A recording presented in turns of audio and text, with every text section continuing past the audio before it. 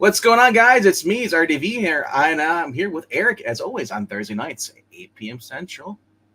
Uh, Or as I like to refer to, Zach's warm-up act. right? Uh, they have the Andy Richter on before we get to the Ed McMahon. That's not where I would have gone with that, but Well, you say warm up act, you know? I kind of like I'm the band that plays first before the main event shows up. That's nothing wrong with that. Sometimes they're actually the better performers. Maybe tonight will be no exception, but Of course. all I know is you had a big audience Tuesday, and there's nobody here tonight. It's almost as if they know Zach's not here yet. Or they're just curious to see what's coming out for the week, and then they're like, we don't care after that.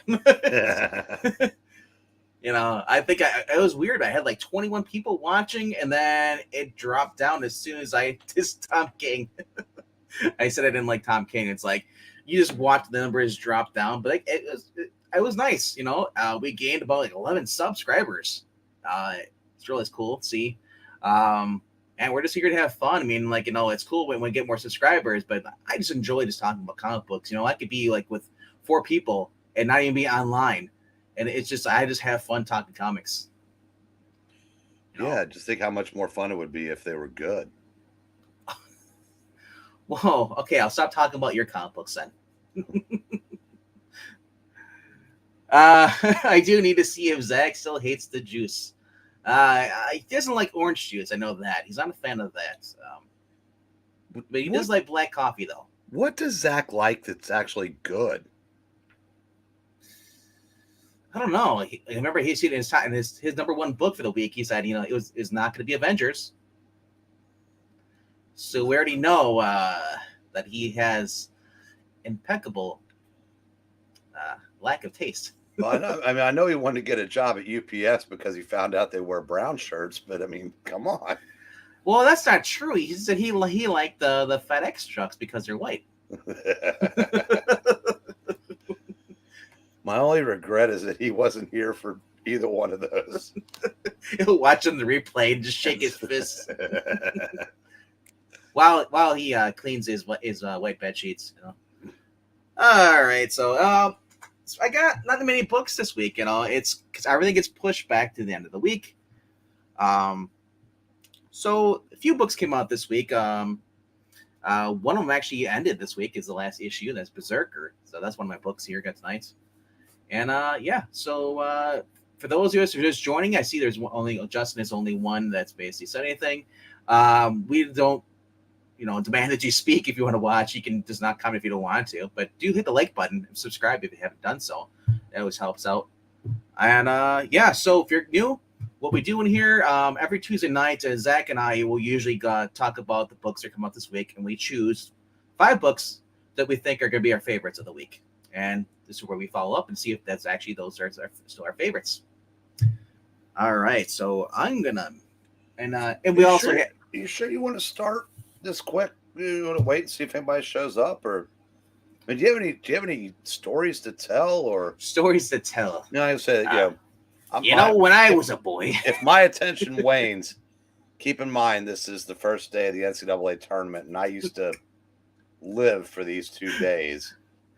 Now I don't even fill out a bracket, which is a good thing because there have been 2 massive upsets today. Well, the great thing about brackets now, if you get the Journal Central or stuff, usually you can get them for free. I remember people used to have to buy the Sports Illustrated magazine just to get the bracket or something like that. Well, no, it's to put them out every day, like Monday, Tuesday, Wednesday in USA Today and the local papers, but. Now you can just print them. So here's a question though: when it comes to the college basketball, March Madness is up. Do companies around you even do promotions? If so and so wins this, it's half off. Because up here, McDonald's will do not for the they'll have the March Madness, but they'll have the Shamrock Shake, which is always March anyway. Yeah. But they'll just for winter though, during the Packer games, if the Packers win, you get the second quarter pounder or Big Mac, for that price or whatever the temperature is outside. Yeah, there's not really a promotion. I mean, there's a lot in like the 100-mile radius from where I am, we've got Kentucky, Louisville, Cincinnati, Xavier, You're right in the middle of Dayton. that. If you go about 20 miles more than that, you've got Ohio State. Problem is this year, Cincinnati, Ohio State, Louisville aren't in the tournament. Northern Kentucky University is, but they're gonna get annihilated tonight. They're a 16 seed, so they won't be around long enough to build any promotions around them. But it's there's it's a lot of fun around here when all the local teams do get in. Mm-hmm. But that's not the case this year. But as far as like promotions, I'm sure there's bars that do stuff, but yeah. Well, there is one thing we could talk about. We will fill in. It's a book, and I know if you've already read this. This is I've been just reading the Brubaker series here, Criminal. This is the first 3 books collected in here. Before you start on that, I do have one more NCAA story. Fine, we'll continue your sports book. About 30 years ago, there's this one of the local DJs. Actually, you may know who he is. Bill Cunningham. He's a well-known conservative. He used to be on Hannity all the time. Oh, I think you know what you're talking about. Yeah, he has a bar and restaurant called Willie's. It's got a couple of them. Right.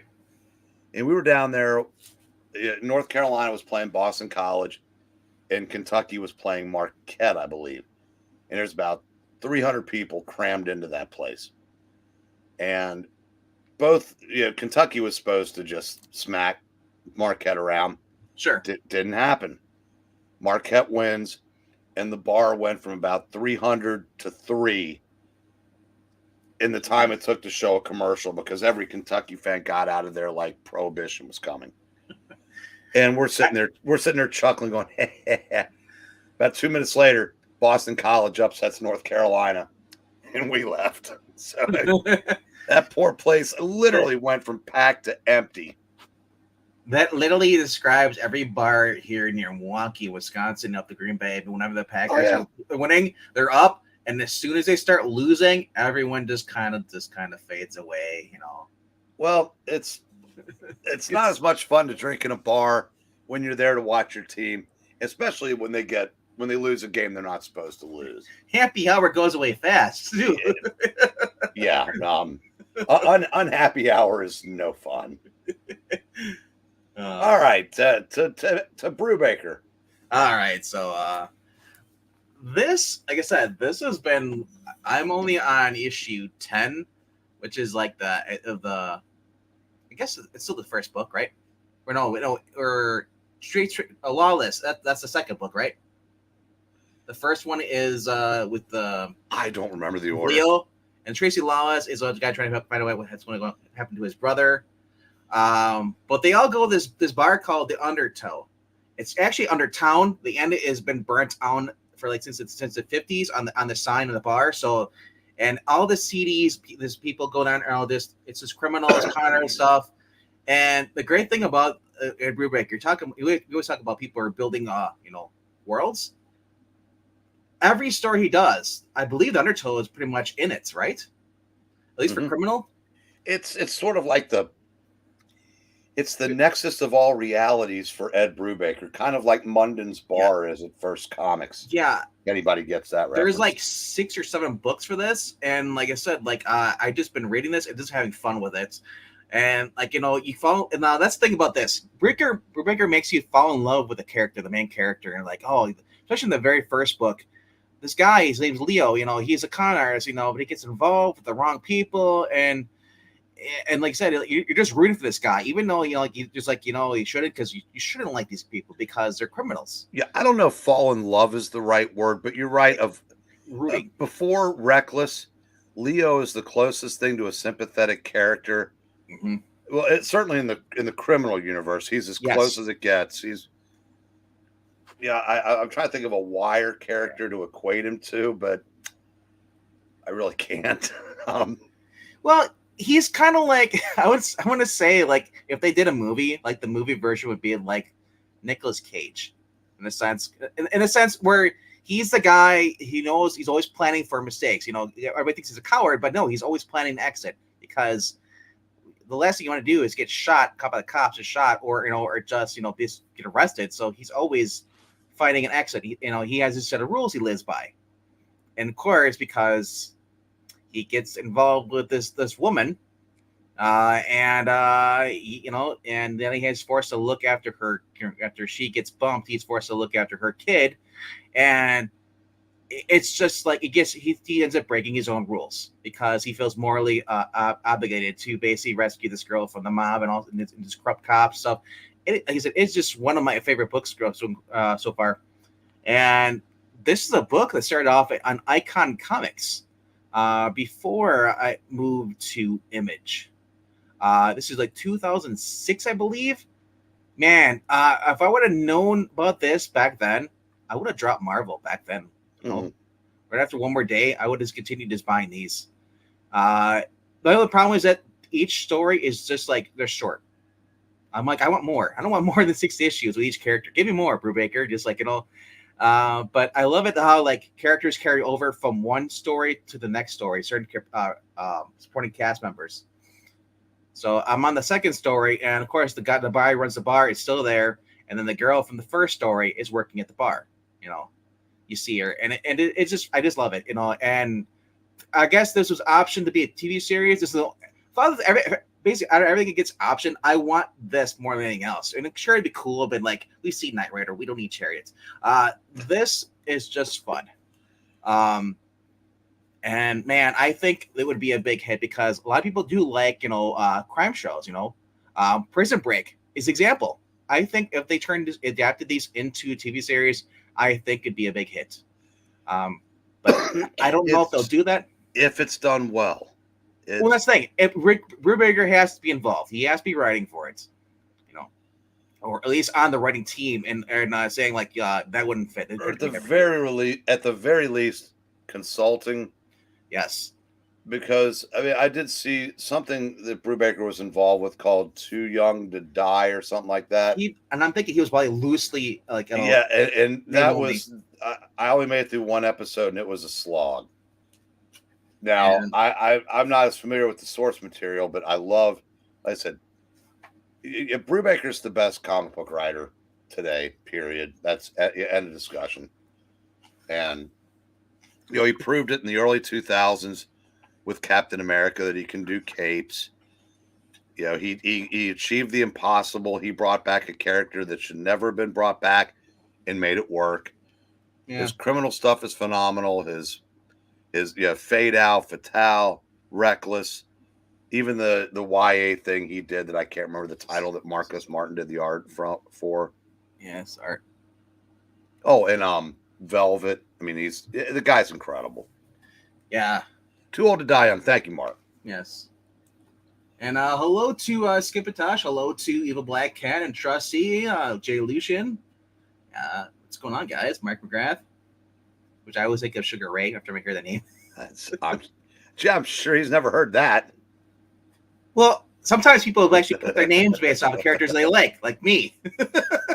Not everybody uses their real name. But yeah, now this is the deluxe book. This is deluxe size. It's the first 3 stories. This is $50, but if you go on to like in stock trades, I'm sure it's dropped down to like $30 or $20. And it is a huge, it is bigger size than the normal books you see here. This would be your comic book. So it's a little bigger, but like, man, is that a thick book? Well, Skip, if you come on, you're gonna have to tell me if it got better as it went along, because I said maybe I missed out on something by not sticking with it. Yeah, and it's possible, sometimes there's stuff for me. Breaking Bad. If I watched Breaking Bad, that show, I almost didn't make it through the first season. It was kind of slow. But then as everything started building up and started connecting, I was like, you know what? I'm glad I stayed with it. So I gotta admit, I was late to Breaking Bad when the 2-year gap or so between halves of the last season. Yeah. I watched everything up to that point. And I think I watched some like 30-something episodes the week before it started again, just so I could be there for that. Yep. So I mean, I can't say that. I mean, because by the time I started, I knew how good it had gotten. So I don't know if I would have See done the here, same thing. I watched it on Netflix, so I was binging watching it and stuff. And my buddy's like, he's like, you suck, man. I had to wait between the seasons, and so I was like, sometimes it's better to wait. That that's like I say, wait for trades. Sometimes it's readier to read it in bulk than it is to wait like 2 or 3 years for it to finally be concluded. Because a lot of times you forget, like Noctura issue 12 came out this yesterday, and issue 11, I believe, was like, man, September or October. It was like last year. I know that, but all right. But yeah, it's weird with a lot of pregnant pauses. All right, I guess you're talking about. It didn't get better. He says, "LL." Jay Lucian is and isn't my real name. Okay. Well, trusty sidekick. Ironically, that's his legal name on his driver's license. It is. Yeah. I was shocked when I learned that. Mr. and Mrs. Sidekick had no choice but to name their son Trusty. Yeah. Yep. His real name's Trust. It's like, Mr. and Mrs. and Tosh had to name their son Skip. Yeah. Yep. Skip is his first name. His middle name starts at the N, and then his Tosh is the last name. Yeah. All right. Rieberger did not speak well of his time on Too Old to Die Young, but also set up Criminal and the new Batman animated series being on Amazon. That is true. I thought that Batman animated series, one of my, I think it's Kevin Smith that was created it or was working with it, but hopefully Bruce Timm is more. But anyway, that series we heard about Rachel Max had canceled it, but Amazon picking up for 2 seasons. Now the bad thing is that Conroy was going to be the Batman in this series. He was returned to being Batman in animated form as far as a TV series, but he passed away sadly. There's a few well-known voice actors who've done the animated movies for DC who could fill in the role, but my thing is that it doesn't make it who the voice actor, as long as it's not a Seth Rogen production. Speaking of Batman related things, did you watch the new series this week? I did not, but I heard that Puppetine did watch it, and he is just in rehab right now. He's trying to basically bleach his eyes. I DVR'd it. I turned it on. I'm kind of like fast forward through. See if there's any costumes or anything worth stopping. Sure. There's this guy talking to one of the bad girls, and is it Misha Collins? I don't even remember who it was doing it. I know who he is, but he plays Harvey Dent. And the girl says, "My dad likes bisexuals in his porn, but having one under his own roof." Now, I don't know what she said after that. Yeah, I was gone. So, told me all anything about that show. I knew that the Harper Row has a younger brother who they wrote as being gay. Don't care about that. I don't care about that because it's CW. I expect them all to be gay. I know. So, but throwing dad under the bus because white man bad. Yeah, I know that. It's given because Batwoman's gone, so they bring their show in. And so my point is that in the comics, he was a boy who just happened to be gay. And now in the show, they got a girl who wants to be a boy. I don't understand that. I mean, why couldn't you just have a guy? Is it, it's like, I don't know.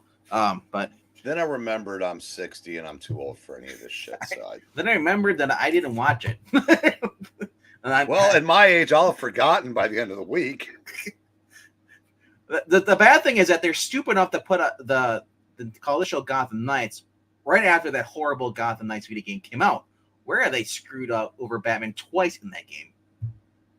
Yeah. It's just, like you said, Mark, it's bad writing, bad production, just overall bad. Now, it sucks because we finally get a dual dent, and we get Harper Row and stuff, But aside from that, like, it's just such shitty writing. It is, and it's typical what you've seen. And I can't really blame CW because I look at we got writers like Megan Fitzmartin who are doing shit like this in the comic books. Yeah, it's kind of like I was Jeannie just gonna Howard. say, it's a comic book show for people that think Tim Drake Robin is good. Problem is, that's only about 2,000 people. Is it? And not is Tim in this or any of the No. I'm saying, you know what I'm saying. Yeah, I know. It's for those fans. Because they said like it's supposed to be Damien because like your father was Batman. I'm like, is it Damien? No, it's an adopted kid from the slums. So it's an Elseworlds then. Nah, Pretty much. nah. And if you want to watch an awesome Elseworlds or even read the story, is Batman: The Doom That Came to Gotham. Fun comic book, and the movie comes out on March 21st, but it was leaked online. I watched it, and it is Batman versus H.P. Lovecraft, pretty much. It's set in the 1920s. Pretty cool. Oliver Queen is in the story as well too. So it's just trash. I mean, we say CW is bad, but I've seen NBC, I've seen ABC. I live. Everybody's like CW is the worst. I'm like, I guess I mean, well, I don't know. They are, but it's not by as wide a margin as it should be because exactly. Everybody is going after this phantom audience that really doesn't exist, whether it's in print, on screen, and we're going to either weather it or that's going to be the way it is from now till the end of time. Yeah. Like I said, it's the point where I really don't care what they do in CW as long as they keep Superman and Lois on the air, and that's it. Because that debuted on Tuesday night, and that is a phenomenal opening season. Not only they're going to have the guy who played Abraham from The Walking Dead play Lex Luthor, we have Tyrese on the show playing Bruno Mannheim. So and it's just been great so far. And they even use I don't know which one was Tyrese. Tyrese was the one in the third season. He had his sister. She's the one that ended up. Oh yeah, Cuddy. Yeah. From The Wire or whatever. Yeah. So J.L. Coleman would play Tyrese. And like I say, it is just an awesome show. Adam Man came back again, and like I said, it's just. Man, I just can't wait. Like I said, they promised that his Lex Luthor is going to be different from John Cryer, and stuff. They want to have their own thing. And they said now that basically all the Arrowverse is dead, they said, like, hopefully we can get some more Superman villains on the show. To me, that's awesome. That's what I want. Now I would love to have more than just, Inner Gang and Lex Luthor. Bring in Parasite, bring in some other villains. Like, you're just like, I just want more. It's. I just like I said, dude. Stargirl was another great show. I just said the only good show right now on CW, I guess, according to Professor Pixel, told me his dad actually likes All American, and that's continue on. Now I haven't watched All American.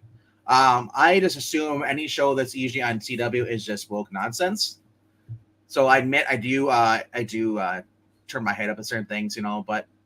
It's supposed to be based. I hear All American is supposed to be based off an actual football star, a real life football star, his high school years. Now, maybe the first season was. I don't know what's been added on that wasn't part of his life. That's what worries me when I say like, oh, it's about this guy, and like, I don't remember him doing this. Well, first I say, it's nice that somebody's parent could like it, but then I'm probably 10 plus years older than Pixel's dad, so it's. Yeah, so he's probably still pretty young to me. He said he watched like 5 seasons within like 2 days. He just kept watching. And he's like, I was like thinking, like, man. But anyway, so now we know where Pixel gets it. The long fingers. Well, I was reading a Superman story today about big-headed Superman, and he had long Pixel fingers too. What is with it? What? We guess that was pre-crisis. So that. It was pre everything. It was like 1950 something. So Barry wasn't the only one to have a giant head. Superman did. Too. No, they all did. There's giant Batman head stories. There's. What's going on, Rachel? All right, Austin P. What is up, boomers? I don't know. Why don't you go find some boomers? Let us know what's up them. I mean, I think I might be by 2 years. I think you're not. I think boomers That are older that than you. boomers 48 to 62 or 64, and I'm 62. So you're born Really? in 62. So yeah, I think Because I remember, have there's one. 2 generations of boomers. Yeah, Either way, I'm old. So yeah. it's That's what I learned. So I was like, no, my mom is 68, and I don't look at her as being a boomer. I look at it as like my grandfather, her dad, being the boomer, like all that. but Like, now, without further ado, yes. let's get into this week's stash. Yeah, this week's stash sponsored by Chili Dogs. Have a chili dog a day, keeps the doctor away. I like the one that they use on the NCAA tournament. Sponsored by no one. Sponsored by your mom. She's a beautiful woman. She makes the best damn Ovaltine ever. All right. I actually did get 12 books, but I have not read this series. But this is the wait. Thank you, Rachel. My dad was born. Man, do you remember 1962? I don't. I don't remember 2022 either. That's beside the point. All right, so I've been picking this book. I gotta read through these again, and this is from our friend Aaron Sparrow. He's been working on this with us. I believe this is the final issue 6. Actually, no, this is issue 7. So it's still ongoing, I guess. I thought this would be the last issue of 6. And yeah, this is a part of their shared universe over at Merc Publishing. If you haven't get a chance, go check them out. We also have Dolan, who's been on the channel too, and Joe Corallo has also been doing some editing with this as well. They are world building, and it is just looking for something alternative than the big two, and just as it is. If you like this world building, where things are connected, check it out. Speaking of Aaron, I was pricing a box of books and came across a Darkwing Duck from about 2010. Yeah. Popped it open just to see, and sure enough, he was the editor. It's always cool to see people in print there. It's funny. I was just talking to him on Twitter. He wants to work on do an adapted comic version of Cops. Not the show. Sorry, the TV series, or not the series, not the live action, but the actual animated series that was on in the late 80s, early 90s. Mm-hmm. Yeah. I was talking about it. I was like, dude, I remember watching as a kid, and that show was horrendous. Now I go back and watch it; it's even more horrendous. But the toys were great, though. That's the only thing. Cops was like the crappy version of Mask. I used to get them because I used to have the action figures from, what was it called? Police Academy had their own action figures for a while. Sorry, I was so young, like, I was like 4 or 5. I get confused. I'm like, oh, it's which one's from which? So I had no idea. I had High Top, yeah, I had Huckleberry was his name, the guy on the motorcycle. It's been a long time since I've seen the movie. But anyway, so all right, so I got issue 2, my number 11 of the Barbarian. It's slowly coming along. It's getting a little bit more interesting because it's about this girl and her brother. They basically forced to work with this guy because they basically have no money, and she's blackballed or blacklisted by the guild, all the guilds, and so she's works with this guy. They go to the city, and he keeps saying, "Well, we're here to rescue my grandson, or my grandnephew." He can't get his life straight. When they finally, and there's also these 2 women who are pursuing them, and basically they owe to barbarians, and they want to get this kid too.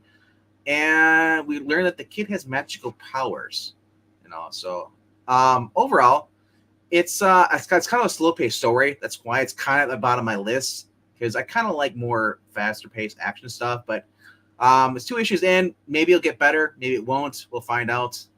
But it's through Image Books or Image Comics. So, and I think it's Brian Hill that's writing it. I'm not sure. Don't quote me on that. But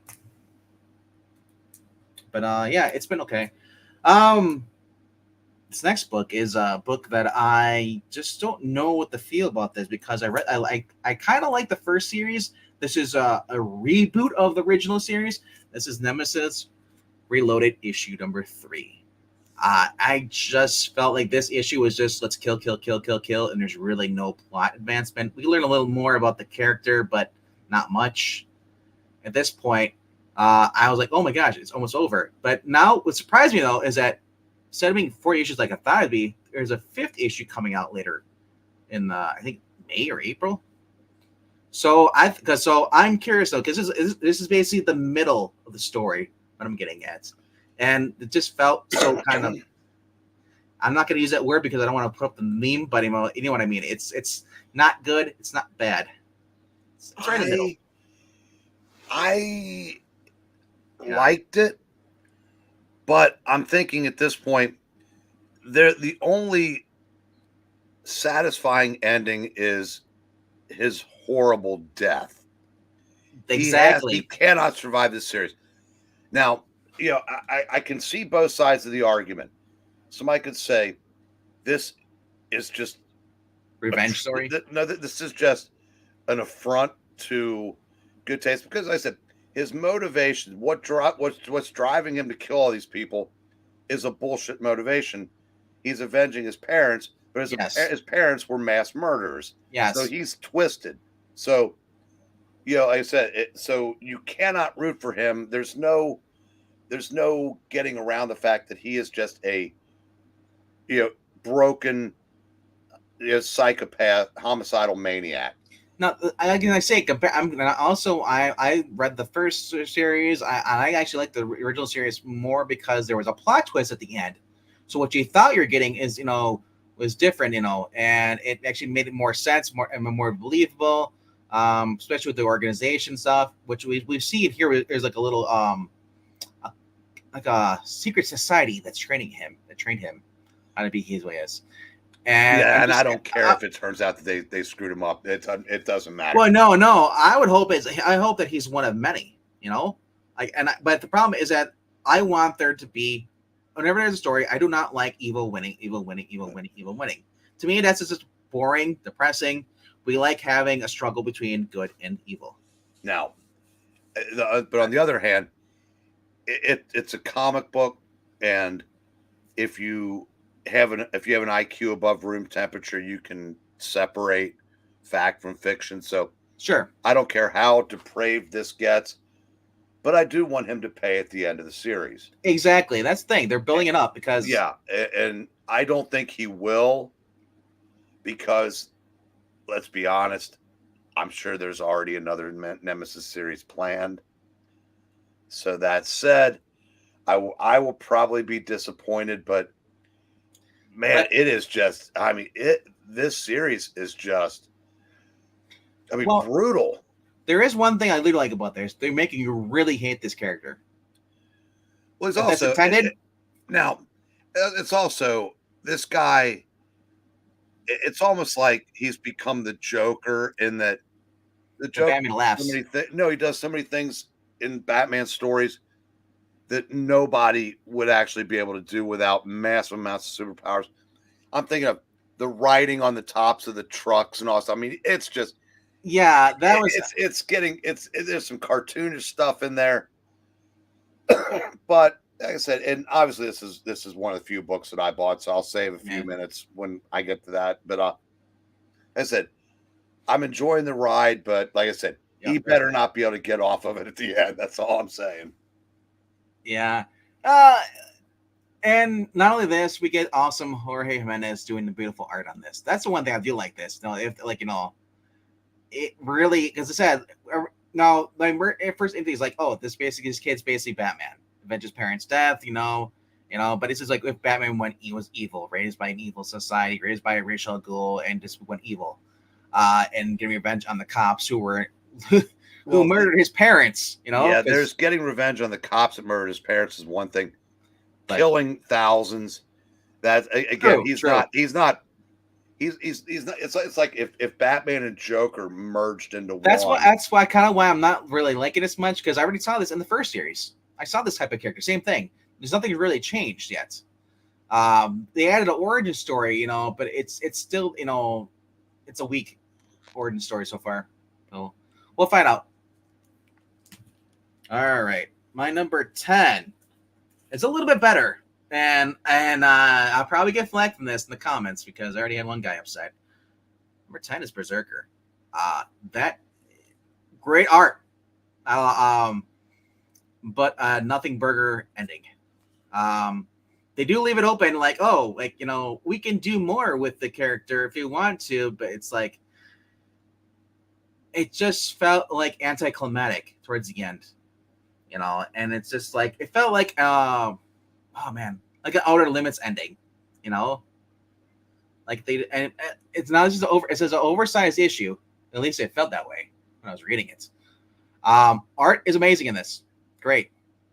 It is like writing is okay. Literally, I guess if this never gets become a TV series, this is your TV series because it has the Keanu Reeves dialogue. Now, I guess this book, is supposed to be like the most. Some people were trying to say this is the most selling copies, comic book that sold the most copies, last year. Which is not true because everybody knows that creator-owned comic that sold the most was actually over July. I can't deny that. Whether you like the book or like the guy, it's now. No, the copies, copies. But it also doesn't take into account how many copies had to be bought to meet 1 in 1,000 variants that people were buying. Every comic book shop in the country has stacks and stacks of leftover reserves. Well, the other thing is that, comic book shops bought this. Right? A lot of comic books bought a lot of copies. How many actually went home in customers' hands? It's the same thing with Spawn 300. I mean, we could wallpaper the city our shop is in with Spawn 300. I don't hate Keanu Reeves. I really don't hate this book, but it was a nothing burger ending for me. This is one of the shows where I see this, like, and that's how it ends, and they never get another thing. I'll be like, this is a stupid ending. I'm not going to spoil it. I want people to go watch it and get your own opinions, or actually not watch it, but read it, get your own opinions. Because literally, when I say watch, because it feels like I'm just watching a TV series when I read this book, it everything is just written like it would be an Amazon show, or and I say like it's it just felt anticlimactic for me. But hopefully other people have a different experience. If you do like this book, and I'll leave it down a comment down below. Other than saying it's Keanu Reeves, that means nothing to me. It's Keanu Reeves. You can have Gal Gadot in a comic book. Doesn't mean it's gonna be a great book. But like I said, I don't know. It was like I said when it first started though. This was selling off. I could see everybody was grabbing copies and copies off the store, off the shelves. They was grabbing it. Now it kind of just sits there on the shelf, and I noticed that shops are ordering less. But yeah, that's the other thing too. As Skip points out, this book has taken over a year to complete. 12-issue miniseries. DC has this done within last time. And like I said, it's the foil cover. It was very gimmicky, but I don't know. Well, guys, let me know down below after if you guys would come back to the stream after you read it. Let me know what you thought of it. All right. My number 9 is Van Helsing annual number. I guess I don't think it says a number, but it's annual this year. 64 pages of content. It is Lisa Van Helsing, the granddaughter of Abraham Van Helsing, versus the Bride of Frankenstein. And basically, the granddaughter of she's called the Bride of Frankenstein, but her husband was the ancestor of Mary Shelley. And it's just basically, it's someone's been basically this whole entire time has been basically going through her dad's journals and bringing it, it's basically bringing his hybrid theory or creation of monsters to life. Spoil, it is Victor Frankenstein, or Frankenstein. And like I said, it's been a fun book. It's a modern, let's ask with steampunk technology. It's if you like basically monsters, and people kicking ass. This is your book for you. 64 pages. Dialogue looks pretty good. It's like I said, it's been a fun series. Uh, it just sucks that the TV series they tried to loosely base it off sucked. The sci-fi show was supposed to be based off of the Xenoscope thing, but it just went totally away from it, and just got worse. But I didn't. I read the. If you're asking me, Mark, I read the first issue, Spy Suburb, and I just couldn't get past the art. Nothing against Matt Kent. It's just that I like his writing better than I like his illustrations. I did see that the new issue came out and they had like the cover. It looked like it had Costco on it or written on it. Like it's a Costco grocery bag. That's kind of clever, but I don't know how they got away with that. But the O is caught up at the end. So, but basically it's Costco. But yeah, fun book. It's the Sins of the Father. And the other cool thing about this was on Cinescope is doing what Marvel used to do. They talk about events that happened in the past, like 6 or 7 issues, and they give you little notes in here, narrative boxes, like, see this from when this happened, see this from that here, check it out. And also, on the back of the book, tell you guys a website where you can actually go order these books. So, something that comic books need to be doing more, companies. Market your stuff, whether it's back issues or new issues, because that's the only way you're going to get new readers, All right, number 7. Noctera, number 12. This is turning out to be one of my recurring favorite issues, or I guess series. This is another one that was kind of on hiatus. This just came back, and I can possibly see this being the next like big Walking Dead kind of like show on AMC if they're smart, because the way this takes place is like you get survivors in a world where it's a post-apocalyptic world where you have to stay in the light. If you don't go in the light, you get attacked by these shadow creatures will infect and turn you into a shadow creature. And the whole goal is basically they're trying to restore the sunlight to the world, and get rid of these monsters. And you can come across a bunch of different characters. You even got Blacktop Bill, who's kind of like Negan a little bit in a sense. But this issue, just Tony S. Daniel in here. This is Scott Snyder, Skip and Tasha's favorite writer. He really likes him. If he ever calls a snot writer, he's just trolling. He really likes this character as writer. Fun series. What more can I say about this? And then just I think it's coming to a close in the next couple of issues. So, but like I said, I hope this gets actually turned into picked up AMC. Basically, any show. I want Criminal as a live action show, and I want this live action on AMC. All right, my number 6 is Hulk, number 13. This was a fun issue. This series has been, like I said, I like Ryan Ottley's writing better than I like Donny Cates stuff. We actually had Doctor Strange come in to help aid Bruce Banner fight against this entity that's possessing the Hulk. We're finally revealed who Titan is in here, and I'm not going to spoil it for you. Why don't you go read it yourself? But if you liked Invincible, you're going to like the arc. This is Ryan Ottley, the main artist from Invincible, who took over from issues 8 or 9, and this went up. And it's just a fun story. It's now, if they ever give him his own series, I want him to call it the Invincible Hulk. It literally, because like I said, I love how he just writes in it and just draws the Hulk. The Hulk pretty much just going around and just beating up monsters. You're seeing organs and guts and stuff flying. It's just like, yeah, I'm happy with that. All right, so that's my number 6, man. All right, down to the top 5. Yeah, all right. My number 5 is a book that was recently, I guess, written by one of our friends of the channel, Aaron Sparrow. I am liking this new series by, I think it's Amanda Diebert. This is Darkwing Duck, and this is issue number 3. I just love this cover because like it's pretty much like Spider-Man Blue in a sense. And in this story so far is Darkwind decided to hang up his cape and retire.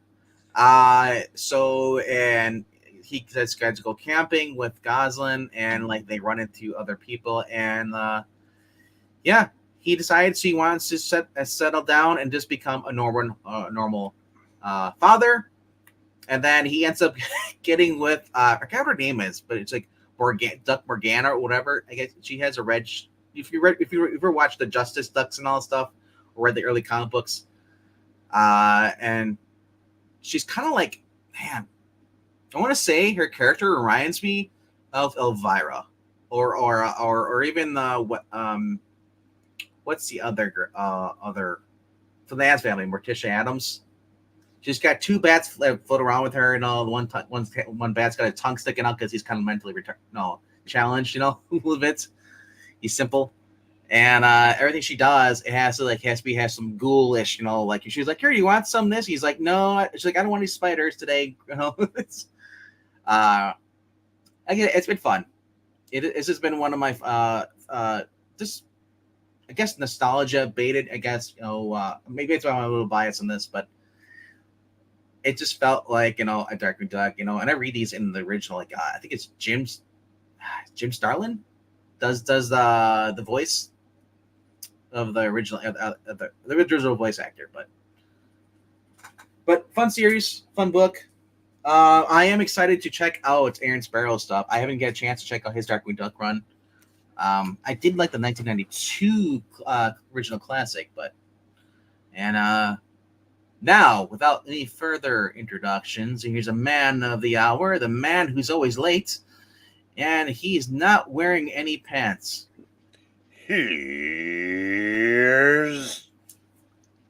Zach. How would you know if I'm wearing pants or not? Everything you see is from the chest up. It's what we could see from the chest up that was disquieting. Would you please stop dabbing? I only do it because it gets the reaction. Yeah, I'm going to start calling you Brill Cream. Brill Cream? A little dab Sorry, to Jim, you. So Jim Cummings, my bad. I was thinking Jim Starlin. Jim I was Cummings. saying, I heard that bit. I was like, wait, Jim Starlin? I knew it was something like that. Yeah, I remember it was. Yeah, it's been a while. Yeah, I wasn't paying attention. My I can't call it my alma mater because I didn't finish, but the school that I belushied is in the tournament right now. All right, so Zach, you're just in time for number 4. Oh, sweet. Is Batman: Adventures Continue, Season 3. This is the first one of it's called I think it's called The Cracked Man. We have here Joker's henchman, the Straight Man. We finally get his origin story and who he is, and so it is just fun. And we also not only do we have Paul Dini working on their the writing, but also do we have here returning Ty Templeton. Yeah, Ty Templeton. Man, if you're a fan of the Batman series, you should be reading this. It's basically the animated series continued in comic book form. It is the same feel of the show. The only thing that's missing is Conroy, but guess what? You can read it with Conroy's voice in your head. You read, I whenever I hear the Joker, it's Mark Hamill. And it's the same kooky Joker in this, the animated series. It goes from kind of happy, crazy, and then it goes kind of quiet like this. It is just awesome. Hugo Strange is in this book. I always love when Hugo Strange is anything, whether it's live action or comic form, or animated form. It's just awesome to have him in here. And it's a great jumping on point. I'll just say that. So check it out if you haven't. This is issue number 3 of this. And not only this, we get Amanda Waller in this with the Suicide Squad. Who? The Wall. Amanda who? Hug and Kiss? Wawa? There. Oh, Amanda Wawa. Oh, okay. That makes sense. I didn't know who I'm Waller not your was. monkey. I'll not say it on cue. That's not true. You say lots. And of we things even on- get we even get a moment in this where Batman sneaks into their facility where Deadshot. We have I think his name's Muscle Man or Muscle, and we also Katana's in here too. King Shark, Captain Boomerang, Her sword and traps the souls of its victims. so basically Batman sneaks in here and he basically confronts Amanda Waller and just basically like the classic stare down we have, the exchange with Waller is the same as we got in Justice League, or Batman Beyond and stuff. And it's just, I just love it. It's like, she thinks she's all tough, and then he's pretty much, she's like, oh, fuck, he did it again. So definitely, it is fun. So check this out if you haven't. You're doing yourself a disservice. But what could top that? I still have 3 more books. 3. I liked it so much that I got this cover, because it's cool. Nice. But then I also got this cover. Oh, that's a cool cover. I think that's the one that I pointed out on Tuesday. Well, how could I not? That is Goyer's run. Royer and Johns' Yeah. original. Yeah. This has just been a fun series. Somebody pointed out it's not in the JSA anymore. It's just Helena in the JSA. I'm happy to see someone writing Helena better than Tom King or anybody writing Helena Wayne, because where's Tom King writing Helena Wayne? The Bat and the Cat, the series he did. Feature version, guess what? With the deceased Bruce Wayne, because that seems to be the theme, whether it's CW or DC. Batman's dead. I'm sick of that shit. Batman should never die. Comic characters should never die. If they do die, spoiler, they're comic alive. Characters never can die. What are you talking? Unless their name is Uncle Ben, they can never die. Yeah, I don't know about that. Or if you don't have the rights to use the character and you just turn it into the impetus for the show. Or if your name is Bill Foster, then you stay dead too. So we learn a bit more about Marvel. So Lena spends basically this book, and basically talking to the other league members that she's met back in the past, and says, and they basically talks about Perdigaton, and she also teams up with the JSA while they're fighting battle, and it's just like, it is just fun, just seeing pretty much a lot of the JSA members in this involved in the book. Remember, he said, "Look, where's the JSA? It's a JSA book. Where's the JSA?" They are pretty much all in this issue, except for me, for a few. But the only one I didn't see in this issue, I think, was Black Canary. So she's not going to be on the team. She was only on the team briefly in the Goyer run. I think as soon as Jeff Johns took over the run from Goyer, Black Canary, she went to go join the Birds of Prey or the Justice League. What a shame. Should have kept her on. Well, no, because they had her off. She was the chairwoman of the Justice League at the time that JSA was going on. Like I said, it's fun to see the original characters pop back up in the series. Jeff Johns, who has mad respect for Goyer, who he worked with. Anything he writes, pretty much he guarantees it's going to be a banger. It's going to be awesome. All right. So that was my number 3.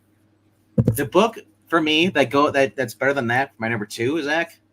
And I normally don't put these books in because they're pretty much older books, but they're being re-released. Okay. You put a facsimile above. I put Walking Dead Deluxe. This is number 59. That's mid. Cheat. No. Mid. Cheating. That's the better word. Cheating. Cheating. No. It's a facsimile. I know. Wouldn't you? Like you said, this is still being released. It is still going to be. That's like putting a greatest hits album as your favorite by a band. Here, listen to me. When you can have 3 guys in El Camino plowing down freaking zombies, shooting the shit. And we did in 2007 or 8. Man. And why it should not be better than what's coming out today. I'm not arguing that. It's not better than Justice League. Oh, it Or is better than Justice Society. Excuse it me. is better than Justice Society right now. I cannot stress it enough. Morgan joins the fray in this, and yeah, you get to see Abraham kicking ass. So I guess Zach, you don't like Abraham.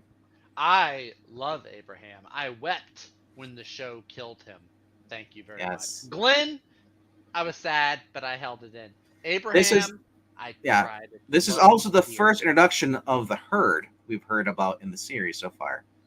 So if you're reading this, the Herd finally shows up, and Red Cast basically because they go back to the sheriff's department and pick up more ammo, and they come across a Herd.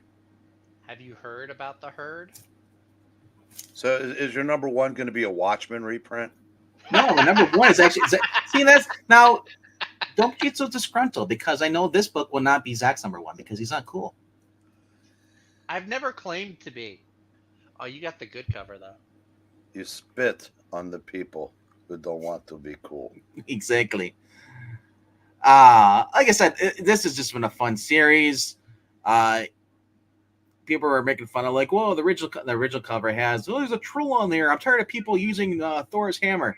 People forget Thor doesn't really need his hammer for his powers, but I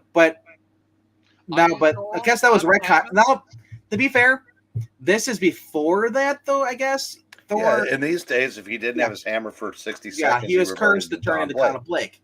Yeah. Now there are some people who probably could complain about this. Well, Thor wasn't with his hammer. Like he was in the vicinity of his hammer, fighting against I forget what the guy's name is. But he's basically the Dwarf King. Sindri. Yeah, I Sindri. remembered his name. That's because you were a Hobbit fan. I expected you to remember it. What does that even have to do? No, that's sound logic. I'll allow it. Well, of course. You are really the fantasy characters. This guy's a dwarf. Dwarf is Lord of the Rings. Dwarves are everywhere. What, you think Lord of the Rings made dwarves? They made him more famous because people. Because Wizard of Oz they had dwarves in there, but they weren't as famous as it was the Lord of the Rings. So all you nerds are like, "Oh my gosh, dwarves with a battle axe!" Snow White did dwarves before the Lord of the Rings. She did do dwarves, not willingly. Oh, if you read the Green Fairy Tales. Boo! Anyway, so King is ready to basically kick some ass. At the end of this issue, King is going to make his move. Because up to this point, he hasn't been able to interfere. He's going to try the weakest point of basically the Avengers, the history moments, because he can't look in the past. But he did come across this old article, which somehow survived this long. So I mean, he must have digital records somehow. I don't know where he gets them from, but anyway, Janet in the series, she's just flirting with Thor constantly in this. I don't know if that was normal in the original series. Was that a thing? She's always Janet always making passes at Thor. She kind of did that with every male I was character. about to say, she made passes at everybody before and after the Hank slap. Even though she makes this pass at Thor later on, when they're sitting around the Avengers mansion, she's sitting at the table. She's cuddling up next to her man, Hank Pym, who is wonderfully drawn. Just Captain America physique in this book. I'm loving it. He's a scientist of ripology or something. But you got to think about it, though. Shredded. Just because you're a scientist doesn't mean you're fat. People had a sense of working out back then. That's true. That is true. Not everybody owned a car. A lot of people had to run to get the subway or whatever. Well, I was gonna say food was probably also healthier back then too. Well, yeah. If you got a hamburger, that's about one thing, but yeah. But anyway, so I love the art in this. Alan Davis' art is amazing. This, like I said, we've always pointed out, this literally you could put this era next to Avengers 11 and 12, and just it'd fit right in there. No one would know it's current Marvel unless they look at the freaking cover, and they see this on there. But other than that, that is my favorite book of the week, and it has just been fun. And everybody knows me, I am not the huge Avengers guy. I'm not the guy who reads Justice League. I don't really read Avengers, but the more I read stuff like this, the more I'm going to go back into looking at other stuff. I am becoming brainwashed. I prefer to think of it as brainwashed, but Brainwashed. That's So cool. there is one more thing I wanted to talk about, and say it like Columbo. one more thing. That's better. I just got one more thing, okay? Just one more. One Yes. more thing. And this. Oh, Nice. very cool. I like that Pocket cover. size Masterworks. I know, isn't it awesome? Pocket size. You It's have like, huge Take pockets. it on the but go. right. You can. This is only volume 2, so I can go back and get volume 1. Like it's not like I'm like, this is volume 16. Ah, crap! I'm missing all the other ones. So you're starting on the action. This is issues Daredevil of 12 through 21. And of course, you see on the cover, it's him versus That's the Spider-Man. Michael. I think that's the Michael Cho cover. I like it. A little fun fact for you. Mm-hmm. Daredevil 16 and 17 is a 2-part Spider-Man Yep. issues. I'm That trying was to get on done. John Romita was on the art on Daredevil at the time. And that was sort of like, I guess Stan must have known that Steve was going to quit, because that was kind of like a tryout to see how he could do with Spider-Man. Yeah, And then it's just that led to his gig on Spider-Man. man. He takes on the Ox in issue 15. Yeah, Yaks. I just noticed something. They have 12, 14, and 15. They skipped 13 on the cover. Well, the reason for that is when the original series, they would put one of the covers on the front cover. Oh, And there was no reason for in the back, but since they're doing a little different now, they probably just didn't change the back cover. So is this 13 then, the cover? No, that would have been 6. That would have been from 16 or 17, but it's not an actual cover. Yeah, Okay. those covers are just made for the books from Michael Cho, I think is the artist's name. That's awesome. Spidey Yeah. versus Daredevil. Yeah, those I always are like the two of them together. Zach. If you're not getting those, highly recommend them, because Mine didn't have that one. tell them to get them in, because they're easy to get, and they're Look at that. so affordable. I've got one of them. You can get you got the one down here. Is the I got the Avengers. Avengers. That's Yeah, cool. I've got that one. Fantastic Four, obviously, and Spider-Man. Yeah, I do You want to know, get the and the Fantastic X-Men. Four. They have a Black Panther one too, I believe. This is the best value since Marvel absolutely screwed comic book store owners by striking a deal with, I believe it was Borders, and they were doing paperback versions of the Masterworks. If the comic shop got them, they were $25. Borders got them for $12.50. Yeah, that's awesome. That is a crappy deal.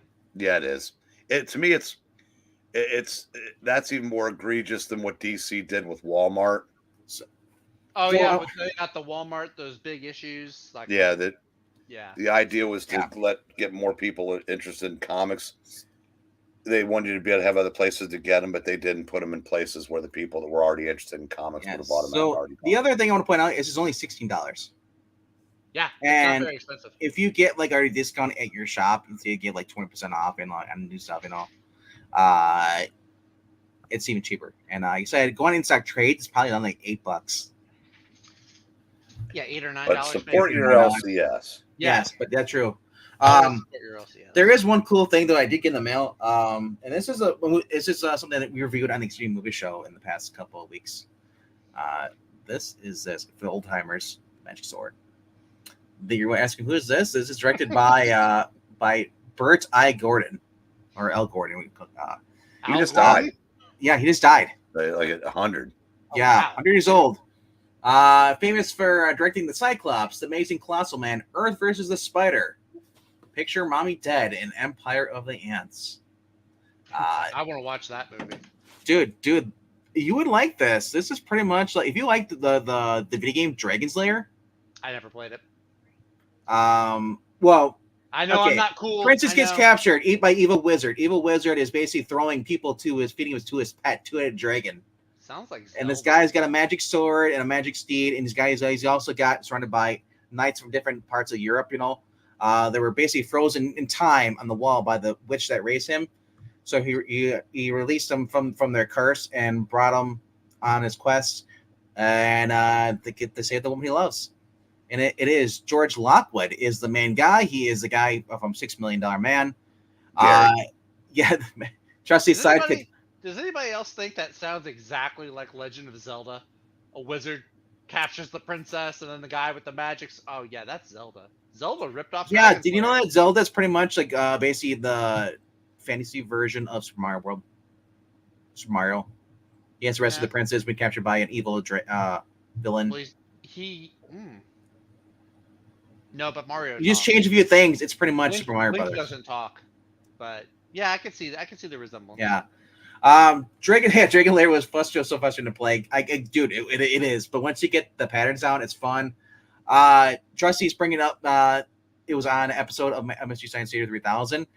They released a riff track in 2015 of this. Both of these movies are free to watch on Tubi, both versions, the original version and the riff track with the guys from Mystery Science Theater 3000. I've already watched this, the original version, which I love. I'm gonna watch the riff track. And at the end, the riff track, the guy said, even though we made fun of certain things, they said they love the movie. That's a first. So, Very cool. Zach, do you mind if I blast through mine before you go? I never do. that's All what right. she said. I never do, or what Breen said. Well, she says it to you all the time. I never do. He talks, we ignore him. All right. I only have 4 new books. It's something that AC Comics put out, Cauldron of Horror. Ooh. $5.99. If you paid $5.99 for this, you overpaid. If you work at a comic book shop, if you're a good customer and you get a discount, you overpaid. If you work at a comic shop and have a great discount, you overpaid. If you pirated this, you overpaid. You know, I really like the cover. That's basically that's the current Marvel editor is going after Mary Jane Watson. Jesus, this was horrible. You should have been paid to read the book. All right. Well, we talked about Nemesis in length, so no reason to rehash any of that. Don't try the veal, Rhaegar. Don't try it. It's not good. Danger Street number 4. Lady Cop. We're a third of the way home. Tom King has not Tom King'd it up yet. You've got the manhunters hunting the dingbats. You've got the creeper hunting the outsiders killing. It's pretty cool. I said I don't want to spoil anything, but I can recommend this through 4. So that's now there's not a whole lot of Lady Cop in this issue, so the cover's kind of misleading, but yeah, they're still putting all the pieces together. So that's it. It's worth checking out. And I guess by default, although I gotta admit I enjoyed Danger Street better than this. We are 3 issues in. Wait a second. Get in. Nope. Okay. We're 3 issues in, so the novelty's kind of wearing off, and I'm kind of wanting something to happen. I'm not sure we really got that in this issue. I'm not a big fan of Finn Bing or whatever the hell his name is. I didn't bother to learn or memorize his name. Sindri, yeah, him too. Now I know at the beginning they didn't really have any rules, but I'm pretty sure that by this time Hank Pym's max height was 25 feet. And he's a good 60 or 70 feet when he's holding up that building. Yeah. I mean, I like it, but this by far to me was the weakest of the 3 issues. Although I did like Bring in the Lava Men. Yes. That was a cool callback to, I believe, issue 5. I like the lightning strike and it rains afterwards. That was cool. I mean, I said I will still take this over whatever drivel Jason Aaron's spitting out. Who's Jason Aaron? I've never heard of this man. Yeah, I neither have I. One more month. So, yeah, how many times have they been saying that? It seems like that month will never get here. Yeah, I think the next issue of that's going to be it's going to start picking up, because this was kind of like, the middle of setting up where Kane getting the invade now, because now he's got a reason to. It's only a 5-issue miniseries, isn't it? Yeah. Okay. So it's But it's like I in the said, middle. I mean, I enjoyed it, but I don't know. Maybe I was expecting, since there is only 5 issues, that I was expecting all 5 of them to really wow me, and this one You know what I really wanted though? didn't. The one thing that's just really disappointing me about this book was the fact that they went for the lava people and they didn't go for the mole man. I would have died. Well, but the mole man, the moloids weren't a part of this originals Avengers series. I know. And unlike Mark Waid, who, when he did a retcon series that was like tucked between some issues of the Avengers right after the original team left, he added Frightful Four, everybody else. Hell, he probably borrowed the Injustice Gang from DC and shoved everything he could in those issues. Yep. Paul Levitz is playing. He's sticking to what would have been there, what was plausible for an Avengers story, and I do appreciate that. All right. No further ado, we go to the next guy. Who else? Our main attraction. Oh, it's me. Main attraction. What are you talking about? We're pretty much the warm-up crew. I'm the after credit scene that you see. You're the afterthought. Yeah. A lot less I'm bags. a lot less bags under the eyes of the guy on the big screen now. Yeah, I had a decent 6-hour sleep last night. Hold on 1 second. I'm responding. And 2 pots of coffee. No, 1 cup of coffee today, and a lot of water, and half a vanilla Coke. And that's all I've had today. I've had no food. My stomach all together at once. Any drink anywhere all at one time or something like that? Why have you not eaten today, young man? It's just been one of those days I wake up and I've just been on the go. I barely had time. I didn't even read 2 of my books today. I only got to read 3 of my new books. So 2 of these I have not read.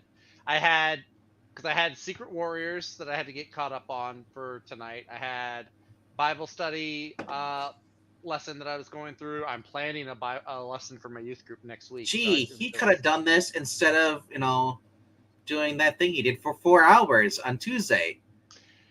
I don't want to hear it. You sleep. You get to sleep in the morning. I got to be up at like 7, 8 o'clock in the morning. Just like go. Well, that's when you go to sleep. So. But not true. I go to bed at 6. Oh. Now, Zach. To be fair, Vengman checks ahead with E to find out when he can schedule his afternoon naps. I let him know when I'm gonna be unavailable for readings. So I gave him some. Yeah, you should check out the Discord when you get a chance to get something that works with Discord. That's the one thing I would say about this channel. When we have a bunch of people that read with us, it's like, well, I'm not available on this. And it's like we're doing a weekly planner thing. It's like, all right, we'll just read it. We want to read it. I know. It's like a job. I'm gone this week. I'm gone this week. Hey, I'm gone this week too. It's like, I'll let you know when I leave. Justin, you had me going there. Justin said he only gets 5 hours of sleep a day, and then he added 12 at night. You had me going there, Justin. I thought we were honestly, I sleep 5 hours every day. I get maybe 6.5. But all right. Enough of my sleep schedule. Let me get through these books because I did pick up a trade. Am I quiet? Yeah. Is this better? Well, no, we can hear you now. Can you hear him? Okay. Can you hear me? Okay. All right. So I did pick up the new Nemesis. I haven't read this yet. Got a black and white cover. I thought the black and white looked really cool. So I picked that up. Haven't read that one yet. Have not read the new Noctera either. Fortunately, we got your back, kid. We talked about both of them. I know. I turned it down on my phone as I was driving home. I heard y'all talking about it, so I turned it down so I didn't risk spoilers. Now these I did read. So number 3, bottom of the stack, which is a short stack this week. This is Hulk number 13. This was an alright issue. I did like the stuff they brought in with Doctor Strange, where he basically put Bruce Banner in charge of his Hulk persona. I thought that was really cool. Also, like figuring out who's behind the Titan identity was pretty cool as well. I'm looking forward to seeing how he wraps this up. I am gonna miss the Ryan Otley art once Philip Kennedy Johnson takes over. I am gonna miss the art. The art has been really I just want stellar. Invincible Hulk. That's all I want. Ryan Invincible Reynolds Hulk. book. Could they call him that? I feel like there'd be a copyright involved or something. Calling him Invincible. I don't Well, know. I'm not saying Yeah, Invincible. there was how many Invincible Iron Man titles were there? But how many of those Iron Mans also had Ryan Otley, the guy behind Invincible? Yeah, Doesn't matter. He didn't create it. but That's he, true. yeah. Oh, that's true. That's a good point. That's a good point. Number two book, yeah. Go ahead, get your tomatoes. Boo me all you want. This is number two. This was more entertaining, I thought, than the last issue where they pretty much just fought Reed Richards' security system. Um, I enjoyed it. It is fun to read. I also like the Lava Men. I thought that was a nice little villain choice. I kind of missed Kang in the last issue, so I was excited to see him come back.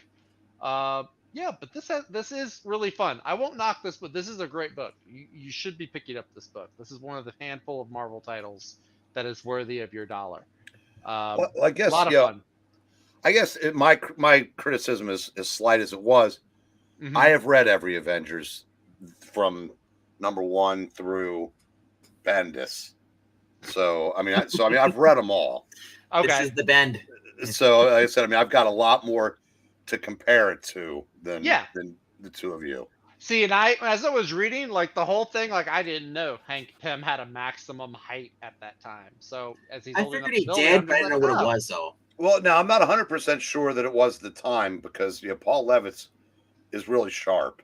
yeah, So it might not have been instituted yet because yeah, those became plot points because when he came back to the team, he was stuck at 10 feet. mm-hmm, Couldn't shrink or grow any larger. gotcha. And then Dude, at some point it was 25 feet. And then there was a story where, the Neil Adams run, the Vision or the Hank Pym went into the Vision to repair him. Mm-hmm. And then about 50 issues later, Hank Pym swelled up to about 200 feet and the Vision went inside him to save him. So, I mean, they played with the height that he could grow. Okay.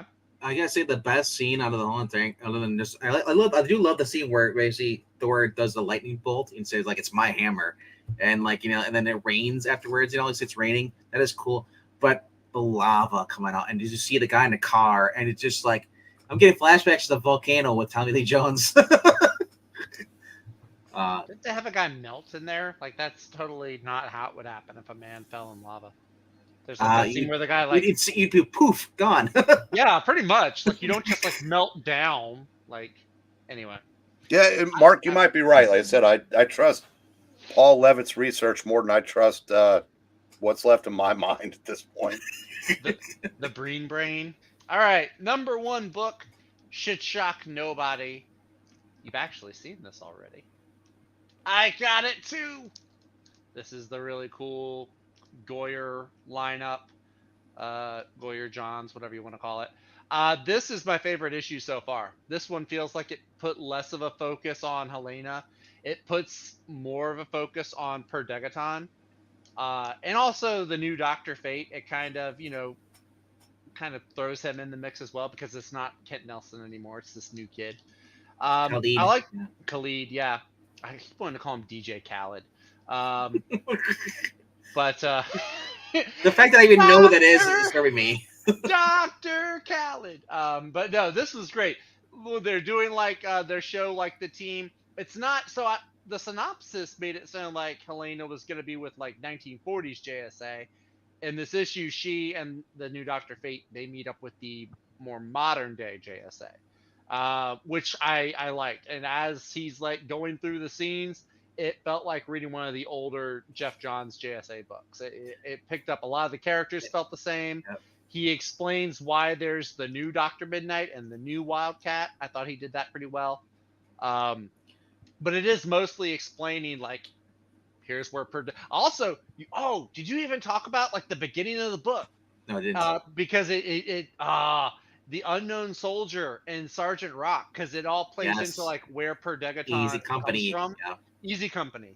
So you do get a nice little callback to the Easy Company and an Unknown Soldier. That was really cool. And yeah, just I think this is the best book so far. Little bit of a slow burn John's had going on, but I think with this, I think he's starting to pick up steam. So You mean a slow John? This what's a isn't slow Byrne. This John? isn't John Byrne. Okay. Bum, Uh, bum, bum, bum. you thought my jokes were bad. I Not also anymore. I was gonna say a slow gin, but like that wouldn't make sense. I did also get my weekly quest to get more Manifest Destiny trades. This is number 5. Nice. This is the I can't even say some of these words. Memphobia and chronophobia. They put these Latin words on the front, like classifications, because it is Lewis and Clark and how they classify everything. So really, really cool looking book. I haven't read past the second volume. My reading is really behind. And then also, I don't get these very often and show them off on Thursdays, but I picked up a manga. This is One Piece, volume What? 101. You only get one piece? Well, it's one thing, but it has like 5 or 6 chapters in here. I picked up this one because the point I'm at in the show, this picks up right at that time, and I'm really loving the point I'm at in the show. So yeah, best anime and manga ever. So loving that, and that is what I got this week at the Nice. LCS. Do you have any back issues, Venk? I have plenty, just not I can show. My back issues are all in my lower vertebrae. I really This don't week. have any back issues. Like I said, the coolest thing I got today was that thing in the mail. And that was the movie. But Oh, I have a few things I could show. Oh, you got Sure. back issues? I have a few. Yeah, well, there's some pickups. They're not exactly back issues, but one of them could lead to back issues, and you'll see what that is in a moment. MK, the new Dr. Fate, his name is Khalid Nassour. Lead Nassauer? I'm really bad with names. Khalid Nasser? No, not Nasser.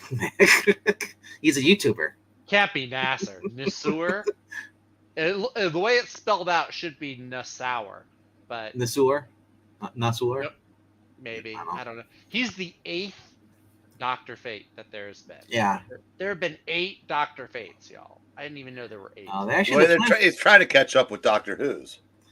so getting back to that 25-foot rule, I thought that happened after the 10-foot pole rule didn't work anymore.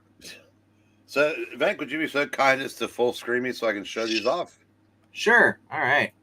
You are full screen. Yes, I wish there was a way to do that without full screening me, but just a couple of old things here to start. It's an Archie's Pals and Gals number 7. Nice. It goes. It's the same era as a rare toy pickup. Oh. Boys and their toys. That's my toy collection.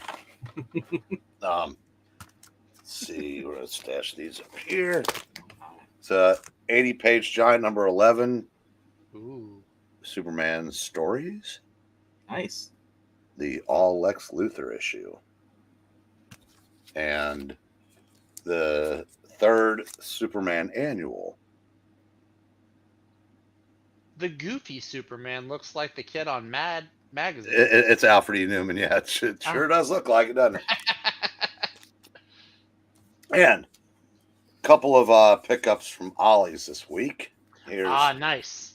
Here's the Wonder Woman, Nice. the Emma Peel version Is with that all the side stories, which, like she was in a couple of Brave and the Bolds and Adventure Comics and the World's Finest. What volume is that for Omnibus? It's just it starts with issue 177 or 8 and goes into the early 200s. Okay. Because she lost her powers and kind of became like a jumpsuit wearing Emma Peel type. Mm-hmm. And here's the Supergirl Silver Age Omnibus Volume 2.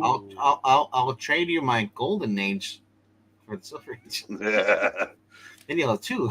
That's nice. This is love those stories. Most of them were in Action and Adventure Comics. Now, this other thing, if you're if you watched the Fossils, you saw this. That Check is out, giving back issues. check out this behemoth. Kirby is mighty. The hammer might be less heavy. Let's see. If I can open this. Maybe. Wow. That is awesome. This is a bear. It's one of those things I saw on the shelf, and I thought it's one of those where you buy it, and before you can rationalize, okay, there's not a coffee table big enough to put this on. There is not a shelf this side of the Vatican That is awesome. with big enough shelves to put this in. You can't even lay it down because nobody has shelves that deep. So I don't know where I'm going to put this. This is just going to be leaning up against things for the rest of my life. They were gonna bury him with in your coffin, but I think that might be bigger than your coffin actually. You could laminate it, seal it, and then you can use it as an anchor for a boat. Now, if you saw the picture I sent to Sports Ball the other day, where it was leaning up against long boxes, The long boxes look like short boxes. to kind of give you an idea of how big this thing actually is. There's supposedly a Spider-Man and a Fantastic Four also. But I don't know if they're confusing that with the panel by panel things. So when I was out there the other day, the lady told me that somebody was in there earlier that day and spent $1,000 on this stuff. So they might have cleaned out, anything else like that. And then they said they had another truck coming in, and that's why I went back out there today. And the Supergirl was the only new thing I saw. How much did you pay for that giant book? $30. Wow. That's a steal. Wow. No, you had to pay for it because nobody could steal it and get out of the store. Well, okay, in San Francisco maybe, but she says the book is so big it has its own curvature to it. Didn't you bring your little dolly? You can just wheel it out. Well, I'll tell you. I said the right side of my body isn't as strong as the left side, and that includes the hands. Yeah. So when I took it out of the car, I made the mistake of lifting it with my right hand. Not even close. It just fell right back out, bounced off the sidewalk. Oh. It didn't do any damage, luckily, because it was wrapped. But and I didn't get that far off the ground before it fell out of my hand anyway. Yeah, so you should do is sit it on the couch next to you while you stream. Well, what I was thinking about doing was putting it up there, but I figured if it ever fell and hit me in the back of the head, it might knock me out. That's why I sit on the couch next to you. At least on the couch next to you, it's like it's me and Thor. Just put your arm around. So that's plastic, so if it falls, it can't hurt. But that book's so tall, even on the couch, you'll block half of Batman. Oh yeah, it blocked the. It would. Oh, actually, Batman's taking up the Fossils. Or Rawhide would love to be behind Thor. So at least, unlike E that keeps showing that number one, I've got the good Rawhide cover. Right. There ain't nothing homosexual about that cover. All right. Fun fact, there's a run of Fantastic Four where Johnny Storm is a movie star and he plays the Rawhide Kid in a series of movies. Did not know that. So down the road, I am going to have to do the Rawhide voice at some point, which terrifies me. All right. Before we get to talk about Undead Quinn's his top 5. Yeah. Just want to answer MK's question about Archie versus Predator. I did not read it, but I know that Breen, you love that book. You say buy it anytime you see it because it's a fun book. I don't. I'm not sure that we're talking about the same series. There were 2 of them. There was one that was done in the Archie house style, which is really unsettling to see, like decapitations and eviscerations in the Dan DiCarlo type art, Stan Goldman, those guys. The second one was done more along the lines of the Afterlife with Archie. Yeah. And felt more like a horror book. They're very good. But Afterlife with Archie is the one that I, really, really tout. I've never seen the first one you talked about, and I kind of want to see the cartoon. It's I believe I think they're written by Alex DeCampi, who's a horrible person, but those were pretty good. All right, let's see. Get to Undead Quinn has. I didn't see number 5 from him. I think he started at 4. I don't think he had 5 books this week. No, I think he only 4. started at 4. His number 4 was Little Monsters, number 11. Another slow pace issue coming to the end of the series before the shit hits the wall. Be sure to wear gloves and have lots of Lysol. Number 3 is Trojan, number 3. Once upon a time, we lived alongside legends, creatures of myths, centaurs, fawns, gorgons, kelpies, gnomes, Eric Breen, and they were spectacular. You're a legend. You're naming old things. And they were spectacular, and this series gets grim and dark. I did read this. Beautiful art. Do not care for the writer. No things. This is one of your Marvel Voices writers. Who is it? I had to look it up again, but it is. Let me look it up right now quickly. But I did read it. It is fantastic art on it. It's kind of like a revenge story so far. What I'm experiencing, it is. It's okay. So this is through artists, writers, and artisans. It is Daniel Cross. Wait a second. Young man, you haven't eaten a proper meal all day and you're filling up with junk food. It's a potato. It grows from the ground. It's not junk. So Okay. this okay. So I was wrong. This guy didn't work on Marvel Voice. This guy worked on Euro Zero, Volume 0. The one book I could not finish reading, the zombie book. This is the guy that was handpicked by what's the guy's name? The guy who created Dawn of the Dead.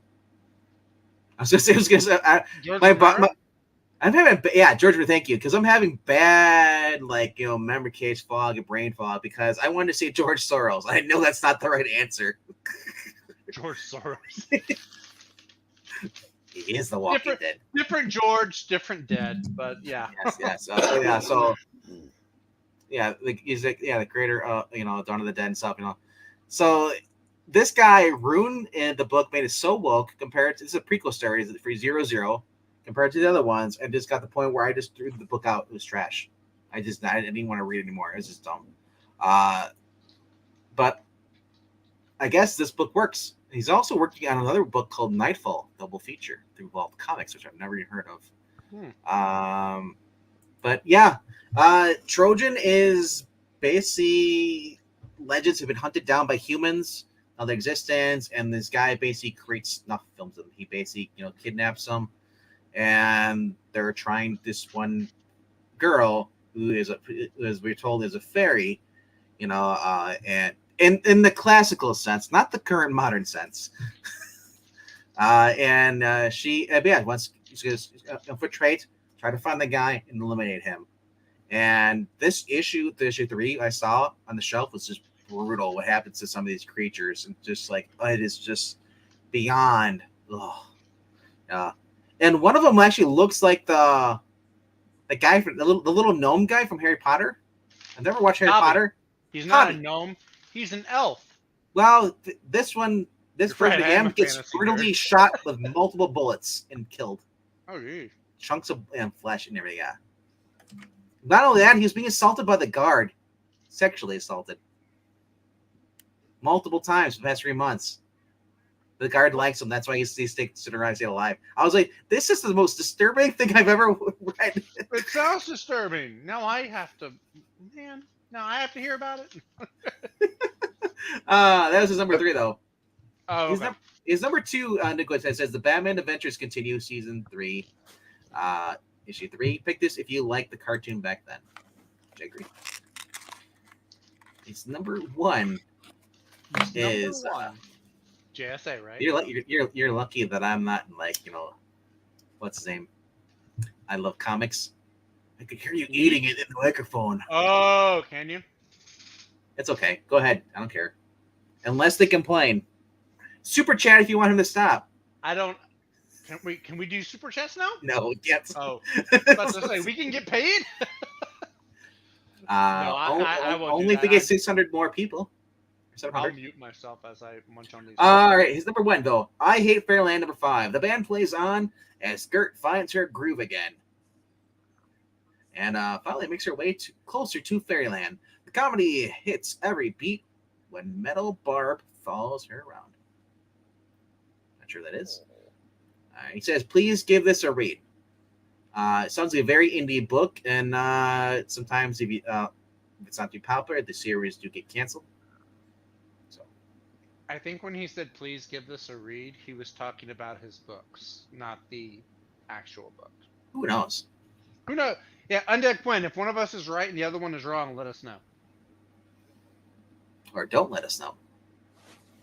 Yes, leave us in suspense. Or don't let us know. Sure. Mariah says that book is so big, it actually has curvature to it. I'm serious. I saw a slight bend to it. Well, now we know why there's a slight bend to it. No, you saw that. It dropped. But if heavy things are put on it, it should be flattened back into shape. So Breen does lay on it. That's a trick of the camera. It's fine. Yes. Husband. I'm going to comments here. Husbandos should share with waifu. I thought you said share waifu at first. I was like, what? Wait a second. This isn't that kind of stream. Nope. That's the other stream later on. What stream is that? Oh, Undead Quinn was talking about read I Hate Fairyland. So I was wrong. All right. I'm so excited. Yeah. Okay, she said, "Shirley, I'm plotting the mischief that I plan to put everyone in this upcoming home." So yeah, Tuesday nights, check out if you want to after our thing here on Top 5. Go over to I Love Comics, where you can watch people play a board game. It's not a board game. They're watching you play a game with no visual and getting bored. It's not a board game. If you want to watch someone play a Marvel version of Dungeons and Dragons, check them out on Tuesday. Wow, like fun. I think I'd rather volunteer to go to the dentist for somebody. I'd rather be Bill Murray in Little Shop of Horrors, willingly going to the dentist. Wait a second. What'd you say, Zach? I said, don't listen to these haters chat. If you want to watch tabletop RPG playing, then but there is no table. Hey, what do we have here? Looks like we got a couple of haters. A couple of haters? Yeah. It's us, but that's beside the point. Just like Zach, they're SAWFT. T. Soft.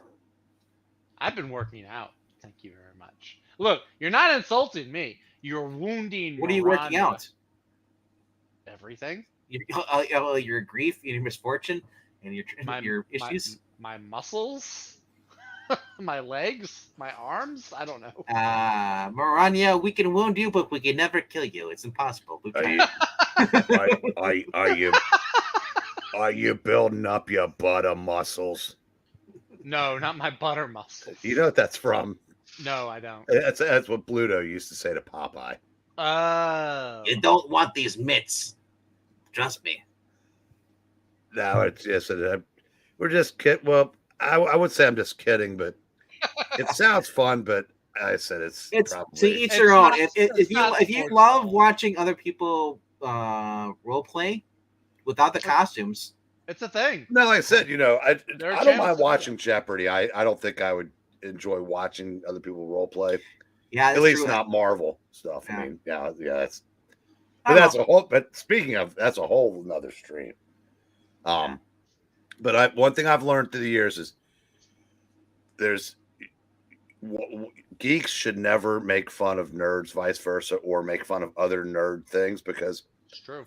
As I used to point out, it may not be the same today, but I said, when I would hear people arguing in the comic book shop about this, I said, just remember, there may be a hierarchy of cool, and I'm using air quotes, but on the other side of this door, we're all getting shoved in our lockers.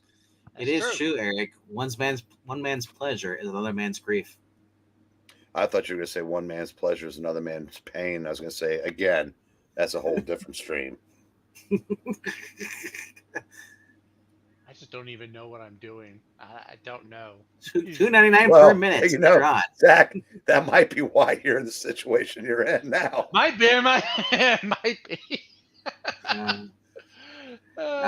And MK is really pushing for you and LK to start your own sports channel. Just be your announcers. Today would have been a good day to do it, especially when Furman, who one of my best friends' dad went to, and also that's where Lee Majors matriculated to keep it semi-nerd like. Yeah, they're playing a team, and they were like massive underdogs, but they were down 2 with like 5 seconds to go. Guy from Virginia tried to throw the ball up in the air to kill the clock, and he didn't do it enough, so it got intercepted by a Furman guy who threw to another guy who hit a 3-pointer to win by 1. It's awesome. Yeah. Funny that MK brings up the Comic Vine battles because I remember I'm not a member of Comic Vine. In fact, I don't have a account on there. But every once in a while, I'll go there just to catch up. I don't see what the books I no longer reading, just to see what they've done. That's how honestly, that's how I caught up on Race Rayman and realized that I saved a lot of money by not buying that shit. But there's always these threads I come across, like the Comic Vine battles, like, Daredevil versus this, and there's always people going back and forth in the thread, listing powers stuff. It's it's pretty much like, yeah. I'm going to settle the Hulk Superman debate. Pre-crisis Superman could take one finger and flick Hulk halfway across the universe. No contest. Yep. That was the problem. Yeah. Post-crisis Superman, it would take everything he had, but he could beat the Hulk. Well, that's the same thing. World War Hulk could wipe the floor with Superman. Now, Superman has been overpowered almost to Silver Age levels again. So it's probably, again, one flick, which, again, is the problem. Yeah, that's the thing with pre-crisis. He would have killed Doomsday. Doomsday would have had a chance, but they really weakened him enough to where, when you can go across the world, around the world in less than a second, like the Flash or Superman, you can't lose. I'm sorry, that's Flash's Rogues Gallery should never have gotten anything over on him because he was too fast. Same with Superman, too powerful. If you can literally punch planets out of orbit, you're not going to. I said these arguments are great for nerding it up, but the DC heroes were so overpowered that you didn't need. If you had Superman, the Flash, you didn't need anybody else. Yeah, speaking of as far as ridiculous as powers, and just powers changing stuff by writers, Jeremy Adams is doing the 1 Minute War special, and Superman is. We think of him. Remember, he is almost as fast as Wally is, and in this series, basically anybody's a speedster has been hyped up to the point where they're constant. They got a speed boost. Where not even Superman's frozen in time with everybody else, and you see Superman's kind of moving a little bit slower, and I'm just thinking I don't like that. I think Superman should. I understand they can't use Superman in the story, but they acknowledge that he's there, and that's the only thing I hate about having limits on if you're writing a book, you can't do this with this character because at this point, does it really matter anymore? You're not doing a shared continuity anymore. I was going to say, props to Rhaegar for the Parker Lewis reference. There's a lot of stuff he doesn't know. He has questions about, but he knows that. That might be as an obscure a reference as we've ever had on this show. I honestly, it stumps me because I don't know. There was a TV show called Parker Lewis Can't Lose. It didn't, but turns out he could because it got canceled after I think 1 year. How long ago was this? Oh, this God, 30 years maybe. Okay. Dang. Rawhide versus Hercules. Rawhide wins. They both win because they're both gay. You mean who wins? We do. The modern comic book fan. Oh, Parker Lewis is a knockoff of Ferris Bueller. Yes. Okay. One debate I found interesting was Martian Manhunter versus Professor X in telepathy battle. Oh, Professor X, easy. Yeah. Yeah, Professor X stopped just short of being able to beat the Phoenix at full strength in arguably the best comic book story ever told. And Martian Manhunter has he's something of a Scientist. whatever that word is. Telepathic? Yeah. But no, it's but they do make for interesting discussions. And that's kind of why I know Aaron. You may know me as I love comics Angle Team, but I call him Aaron. Just dox his name on stream. He's docked himself several times. He refers himself as Aaron on the stream. If you're not paying attention, you're the one that's missing out. I'm missing out on private information of people. It's Well, I guess public it's not information. private. Yeah, He's showing his Facebook with his full name. that's true. Guys, I know you don't care, but the mighty Norse of Northern Kentucky University is tied with the #1 seed 2 minutes into the second half. Seed or seed? Seed. Seed. Like a This plant. is fun. What? They should be down 20 by now. I am just confused. Why are you calling it seed? They seed the teams. #1 being the best, number 16 being the worst. Northern's a 16, Houston's a 1, and it's 2-point I know, game. but why do they call it a seed though? I don't know. It's a basketball game, Vinkman. Just go with it. Just kind of weird to me. Just dribble with it. That's a sports term. Every tournament has seeds. Yeah. It's like a poison ivy term to me. Man, now I don't want to go make dinner because I don't want to miss any of this. I knew I should have put a TV in the kitchen. So, You know Vinkman, do you pick these up? Do you read these? I always get them because they're free. You get them for free, yeah. My one shop sells them for $20.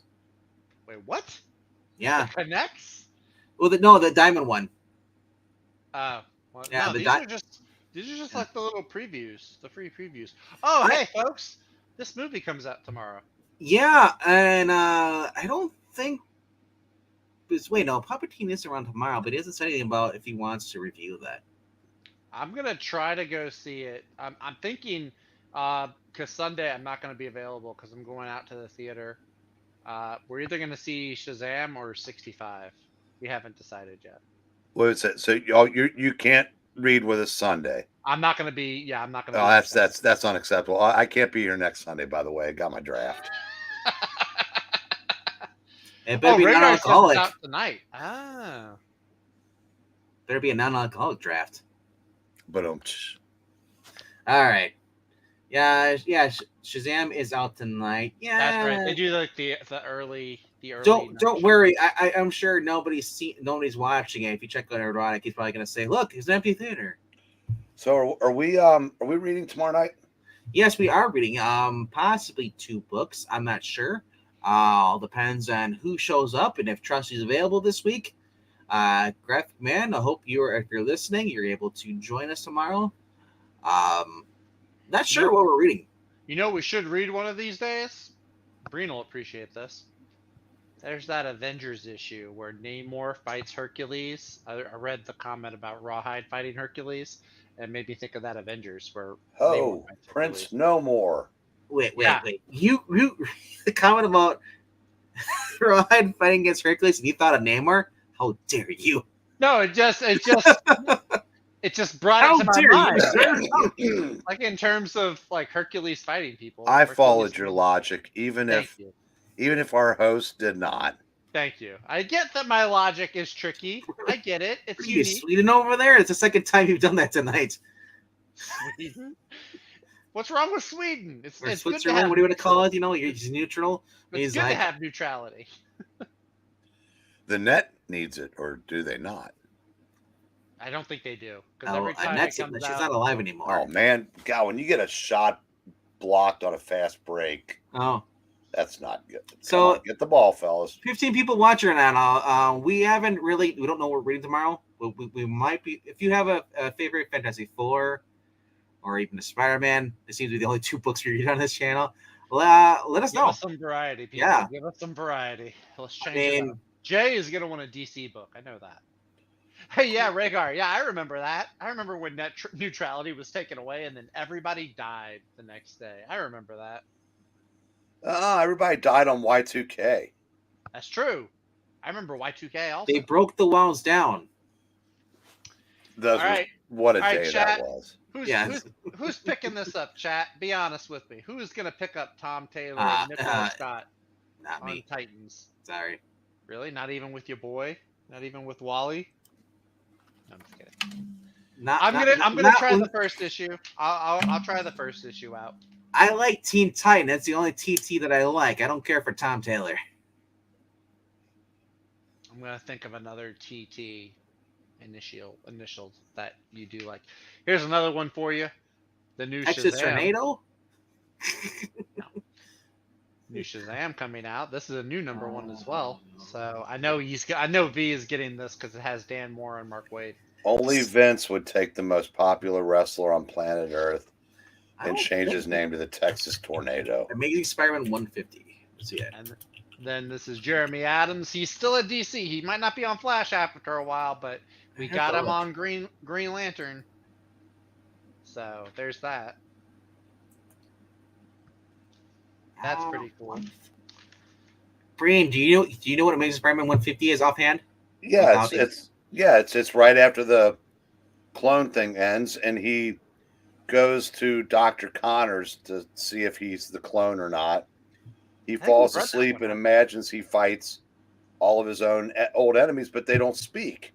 You know? I think we've read that one. Yeah, I think it's not a good one to read if Yeah. we haven't. Yeah. Really? Are you serious? Yeah. Yeah, they The don't have any art, lines. the art is spectacular on Yes, this. the art is Yeah. spectacular. The because art it's is, a great but the one. lines aren't. It's I mean, a we're great just, one. we're You know, just It's a great comic book, yeah. but it's not conducive to what we do. Yeah. For one thing, there's only like 2 or 3 parts, Yeah. and there are way better Spider-Mans to read than that. I could. Honestly, think I don't think we Straczynski's read it at all. Spider-Man would be more fun to read than that. Why don't we read a modern, or not modern, a semi-modern Spider-Man book? Wait a second. This doesn't appeal. It doesn't apply to me because I don't think Rachel speaks to me anymore. Who's But Rachel? What'd you do to tick off Rachel? I pronounced the two of you man and wife. Didn't appreciate that apparently. But she says no one listens to me. She's Just talking like about Warhammer.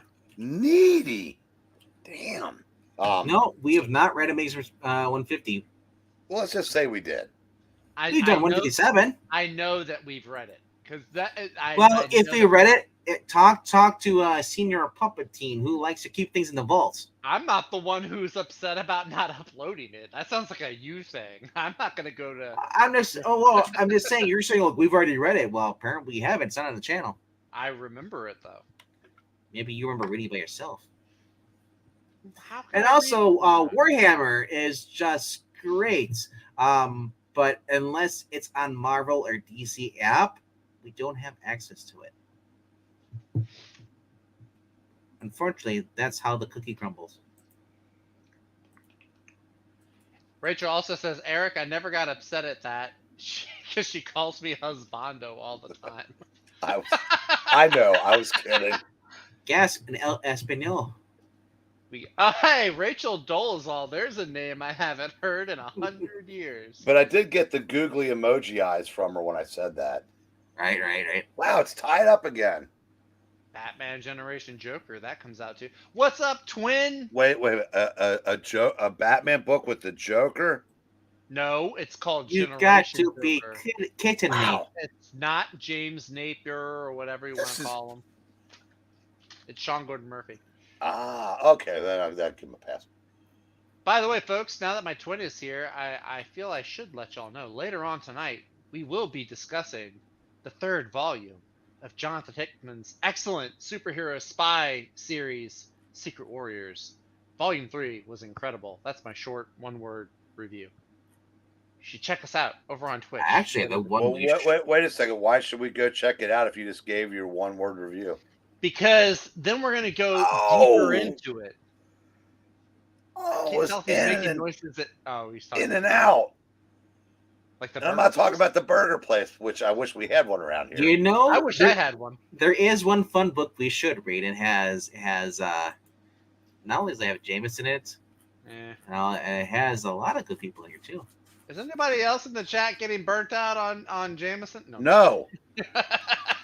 They're all drunk, okay? They're not burnt out yet. Now, What book should we read there, Vang? Austin P I makes am looking at Amazing Spider-Man number 152. Austin Shocking, P, right? Austin P recommends Fantastic 151 is the first part of that story, though. I know, but I kind of like the action of 152, but I don't mind doing 151. I don't think we've done that one, have we? I don't think so. I like Austin P's suggestion Because that's the smokestack getting rid of the clone.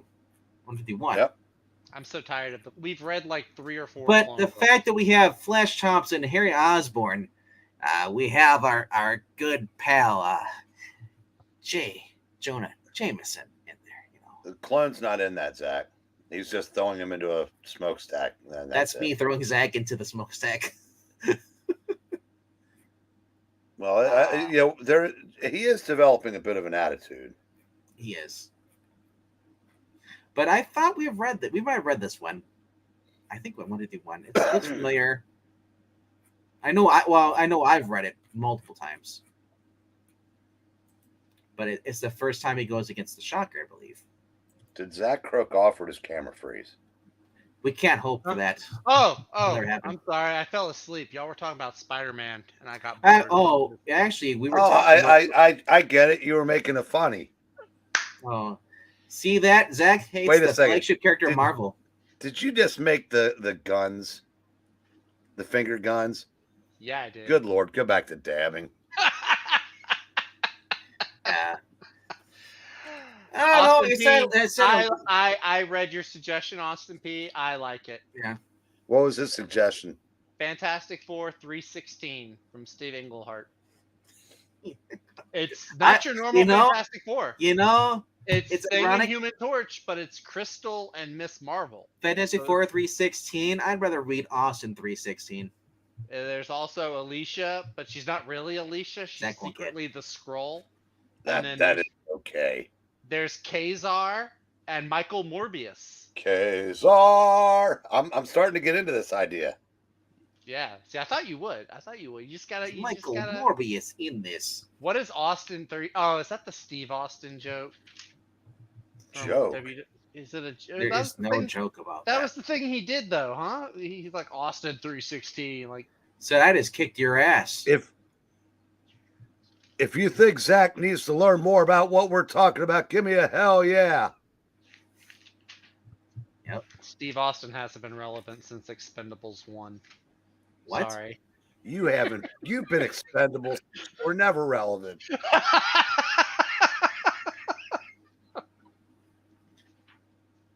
Right there. So, Rhaegar, you can't say that. You work for me now. Remember? You don't work for Vincent anymore. Zach's really into that slave business. You sold them to me. Austin P said, "Who's Steve Austin?" I have no idea who he is. He's a wrestler. He's an all right one. I could not tell you. He was top 5 of my lifetime. Oh, okay. I mean, as far as like guys that made impacts that kept the whatever you want to call it. I don't call it a sport, but spectacle or Well, yeah. Hulk Hogan, whether you liked him or not. yeah. Without him, they'd have devolved back into high school gyms. Ric Flair, Dwayne Johnson, Steve Austin, and Chris Jericho. That's my pantheon. All right, so I gotta look back up what he said. What issue of FF? 316. Right now, she things in there. Crystal. She thing. Yeah. Yep. Also, Michael Morbius, Kazar, and Shanna the She Devil. Or Shanna? I think it's Shanna. But they don't really. Kazar doesn't really do much. He doesn't need to. He just needs to sing whenever he does something. He doesn't talk. You can have him narrate then. See, read your waifu's last comment. Ric Flair is great. Yeah. Woo! Oh, is he that guy? I know who Ric Flair is, I think. Hang on. So it's basically Johnny and She Thing talking the whole entire issue. I know who Ric Flair is. Yeah, it is not the best book ever. It's Right. Englehart. I do like Englehart, but if Kazar just stands there and looks pretty, that's it. He's Fabio in a loincloth. Of course he's. Englehart's Fantastic Four run isn't considered among his best work, and he was kind of pissed off at Marvel at the time. So I gotta ask you. So if we're doing She Thing, does that mean that Breen's back to reading? Breen returns to the rocky role. Is the She Thing? Also, I'm just getting sick and tired of Crystal. We haven't read anything with Crystal. What are you talking about? We've read she's had a small appearance in the last two. Do you see how he gets when I said we don't want to do with Crystal because he is just an addict? She's not that kind of Crystal. Maybe Quicksilver gets like that. Also, what the hell? I'm looking at what did they do to my boy? Which boy? The Thing. Oh, is this where he has like the real spiky rock? Yeah. And then he bangs rocks. Him and She Thing get it on. Yeah, that's right. Ugh. He's got to have someone. There had been a lot of orange dust on the ground. Because Alicia, who wasn't really Alicia, was instead the Squirrel Girl, Lyja. Yeah, remember. Alicia? Yeah. Remember, Zach. Everybody's got a price. But she was with. He doesn't know what it is. I don't. You're for the $1 million man. You're wasting references on me. But yeah, there's your. No, what we are going to be doing though this week though, it's already been decided though. Actually, for at least one of the issues is Fantastic Four number 300. Maranya claimed dibs on She Thing apparently. Oh, 300 is going to be glorious. Which one is 300? I Get Married. Oh. We should have done the one where Quicksilver kidnaps her. And Pixel gets to do his puppet master. Yeah. Which one is that where Quicksilver kidnaps Alicia? That's 4 issues later. 304. That's the one where Quicksilver kidnaps Alicia. Oh no. I did not see that coming. Hey, the West Coast Avengers are in it, but it's like only a flashback. I don't know if they say anything. Also, Christoph Bernard, I think that's like Doctor Doom's son. Quote air quotes. Yeah, it's like his ward or something, right? Yeah, he actually joined the FF for a while with Scott Lang. Well, Marania, if you're calling dibs on She Thing, well, guess what? Then someone else has to read the thing. You can't read both parts. Yeah, you can't read a She Thing and thing. It'd be confusing. She can do anything she wants. That's right. She's got a gun. She don't need no man to do anything. Hell. Wow, I still say we should be reading some Iron Man. I still say we should be reading something DC. like Green Lantern, or I don't know, Green Lantern Corpse. Corpse. Only if I get to read Kilowog. I don't know. Is there an early issue of Green Lantern with the core group? You know that's would be kind of funny. I know Denny O'Neil and Neil Adams did some, but Well, the core itself didn't really form until later. right at the end of the crisis when the book turned into Green Lantern Corps. Oh, this isn't good. I think the party might be over for the Mighty Norse. Well, I mean, unless we let him be the evil Hal Jordan. Read some Crisis. Parallax Hal Jordan? Yeah. I said I wanted to be Kilowog. I don't know why I'm getting Hal Jordan all of a sudden. Well, let's hear your Kilowog. All right, Pooza, this is what we're gonna do. We're gonna go fly into space, and then we're gonna beat up the space slug, and then make it home in time for dinner. Can you And then put you're a gonna little? give me 100, and then you're gonna drop it. Give me 100 push-ups. Can you put a without little your ring. more bass into it, son? No. Can you do it like this? Then it would sound like Alicia. I'm trying to Nah, make it its own unique there's a thing. difference sound- between Alicia and Kilowog. You sound like Seth Rogen having a stroke. I'm just saying. Kilowog could be Yeah, Seth Rogen. you might be too pretty for the gig, kid. New York Zach. Never been told I'm too pretty. I'm for a seeing role. you more as Actually, I'm I seeing might- you as a Kyle Rayner kid. You know Kyle he. Rayner. You know that kid is such a poozer. It's horrible. Kyle Rayner. I am Guy Gardner or no one, sir.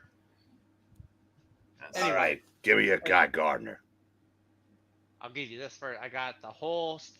We talked about it last week. We talked about physical media, and then I go into Walmart. $25 for the entire series. Yep. What is Yeah. that? Justice like- League, Both the animated versions. series. Hmm. $25. at Unlimited Walmart. and the or yeah. My childhood. This beats X-Men for best. See, now that you're Did have you that, just kiss that DVD set? I did. This that is everyone How- else at how Walmart many- is touched. How many germ-ridden hands at Walmart touched that? my. How many immune would-be system is shoplifters superior. shoved it down their pants and then changed their mind? Jesus, Zach. No, this came with there was a cardboard case around it. This bit is clean. This is the plastic. See how Sure it it shines? did. See how it shines? Anyway, Rhaegar says I would be a perfect plastic man. Okay, so we need to read a plastic man book. Rachel, if I said that his voice is hot, you were permission to put me on my misery. Rhaegar says, yeah, hot like an ice cube. Zach's last name is Drake. We haven't figured it out. Zach just got MRSA. Got more than that. COVID's the least it Hey! worries. Happy birthday, Ronald Rugg. Oh, tell you have good news. We're thinking about Fantasy 4 300 for tomorrow for one of our readings. I would say I there got this is no- for you, but I didn't. It's for me. There is no retrospective tomorrow, though. There's that. There's no retrospective. That's not good news. And What's for those of you who good follow news? I Love Comics, there may or may not be an auction on Saturday. We have no idea. Is it Saturday? That Is being it said, Monday? I know he is behind and some debts. You know, he had some personal problems come up. If you can donate to Ingleteen's Ko-Fi, leave him some money. He is kind of in a jam right now. Show it's him best. some love. He may or may not in his stream, if he does one on Friday, may talk more about it. But until then, I just say he could use some money. I think he talked about it on. Didn't he do a tier stream the other night? He did a tier stream, but I don't know if he talked about it though. I don't want to talk. Okay. It's not. Yeah, it's not our place to talk about. Yeah. I understand that. He Go show him he some needs love, money though. to go to surgery so he can get that surgery. You know, he's going to Thailand. You know, he needs that surgery money. God, I didn't even know what. I thought you were serious for like 5 seconds, and then I was Well, like, no. He does need money, but it's not for Thailand though. No. Trusty and Ronald are working on a way to send him. Hey, good for y'all. I know he'll appreciate that. Yeah, they ran into some financial issues, Difficulties. and it could affect as far as the auctions and stuff. You know, so It's like they're so. Yep. Yeah, it's bail money from abusing donkeys.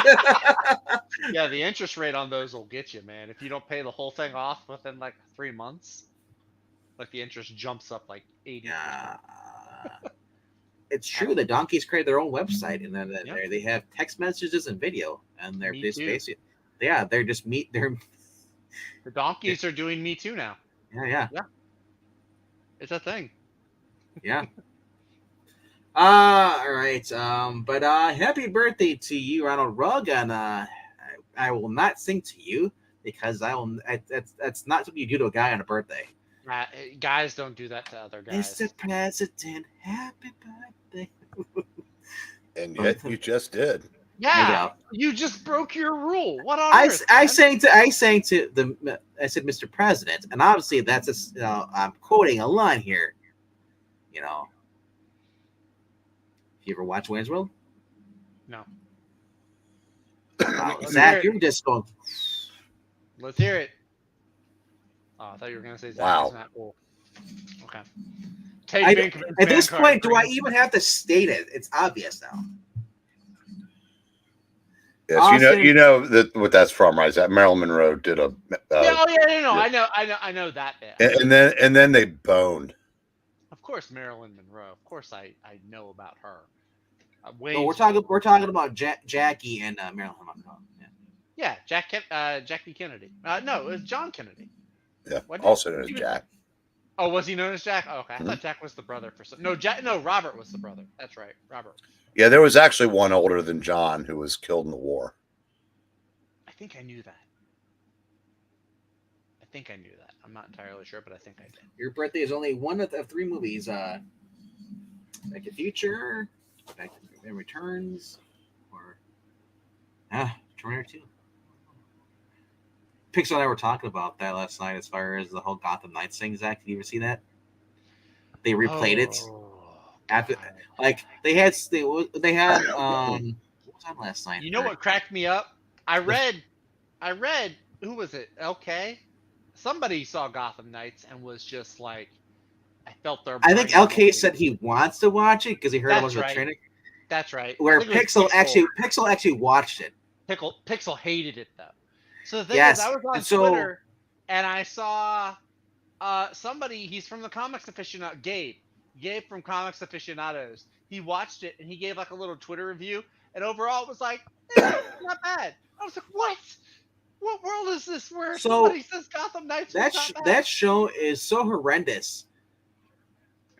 And we'll get the Gotham Knights after finish talking about the Flash, because that was horrible too. Hey, Danielle Panabaker came back though. I saw the thumbnail. It's not even. This is the most stupid thing. It's not even Frost or Caitlin. It's a new character they created for the final season. They couldn't even let her be a fan favorite character. It's some new character who's not human, but somehow has meta powers. What, did they kill her off last year or something? Well, okay. Frost died. Caitlin wanted to bring Frost back by cloning her, but Barry, being a little bitch, destroyed her apartment in her lab while she was in there, and basically just said, you're not allowed to do this, unethical, and just vandalize her apartment.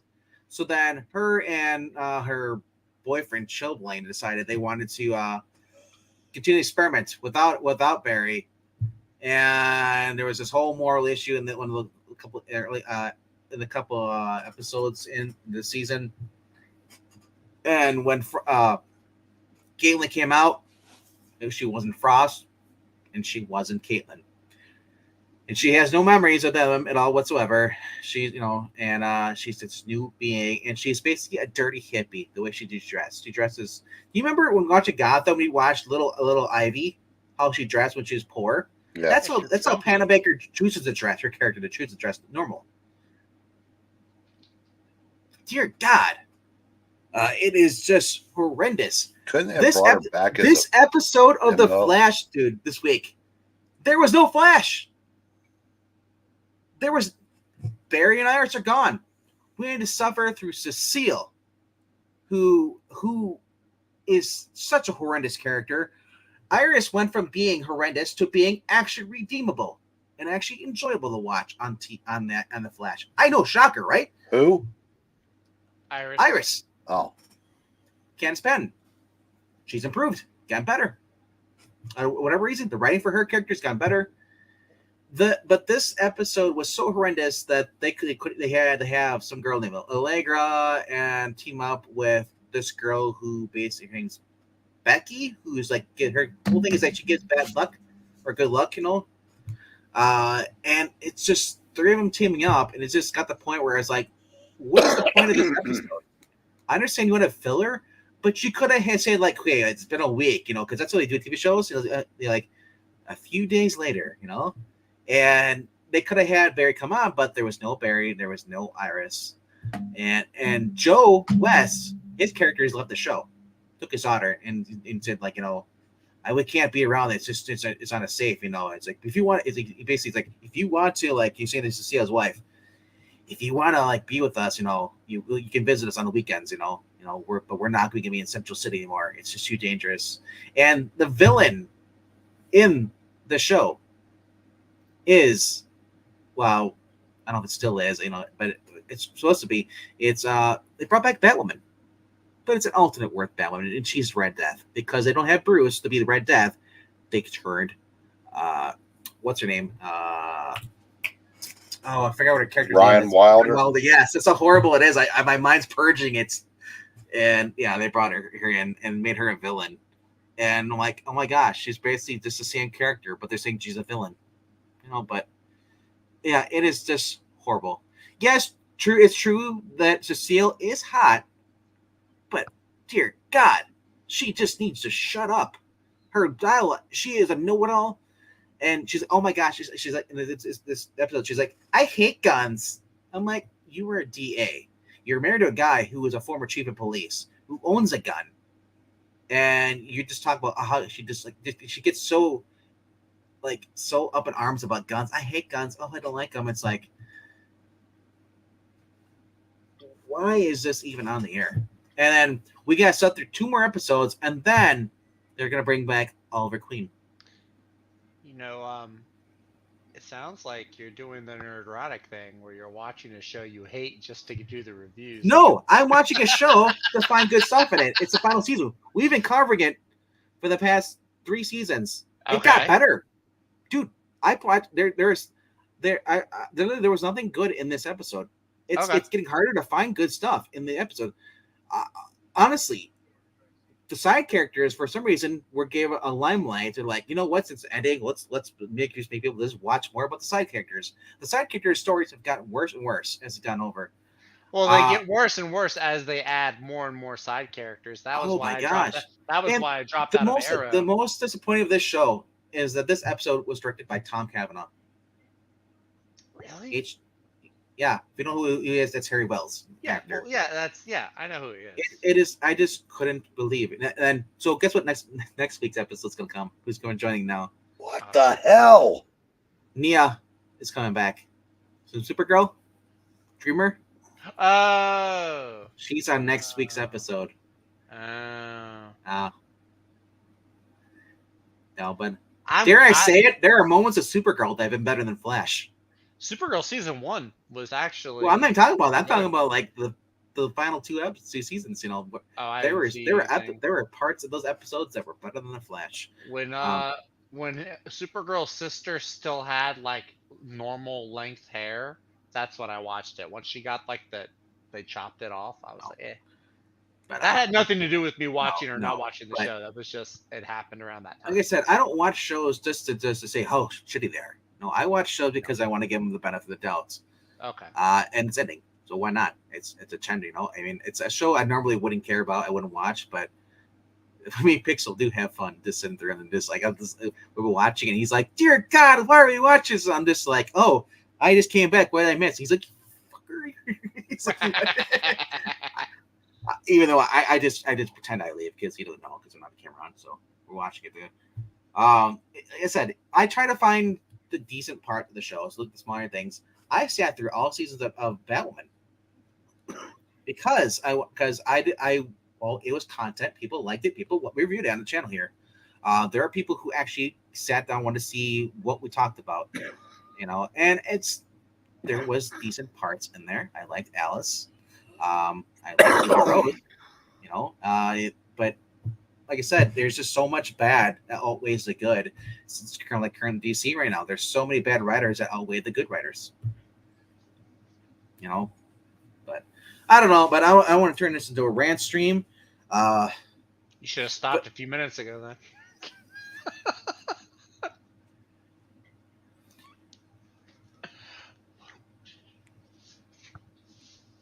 You're not supposed to laugh at your own jokes, right? I always laugh at my own. They're not a joke then if you're the only one laughing. Ah, okay. Well, how do we know the chat isn't laughing?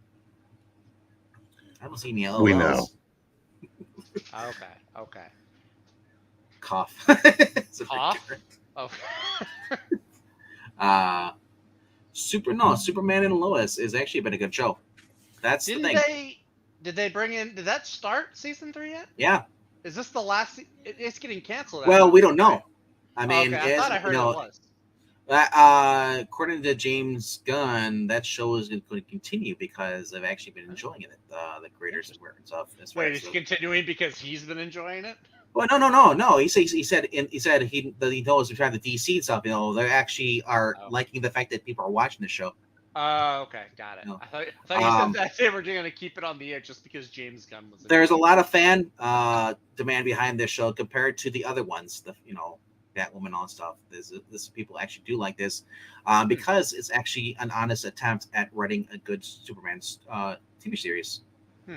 And they're bringing in Lex Luthor into this, played by a guy who played Abraham on Walking Dead.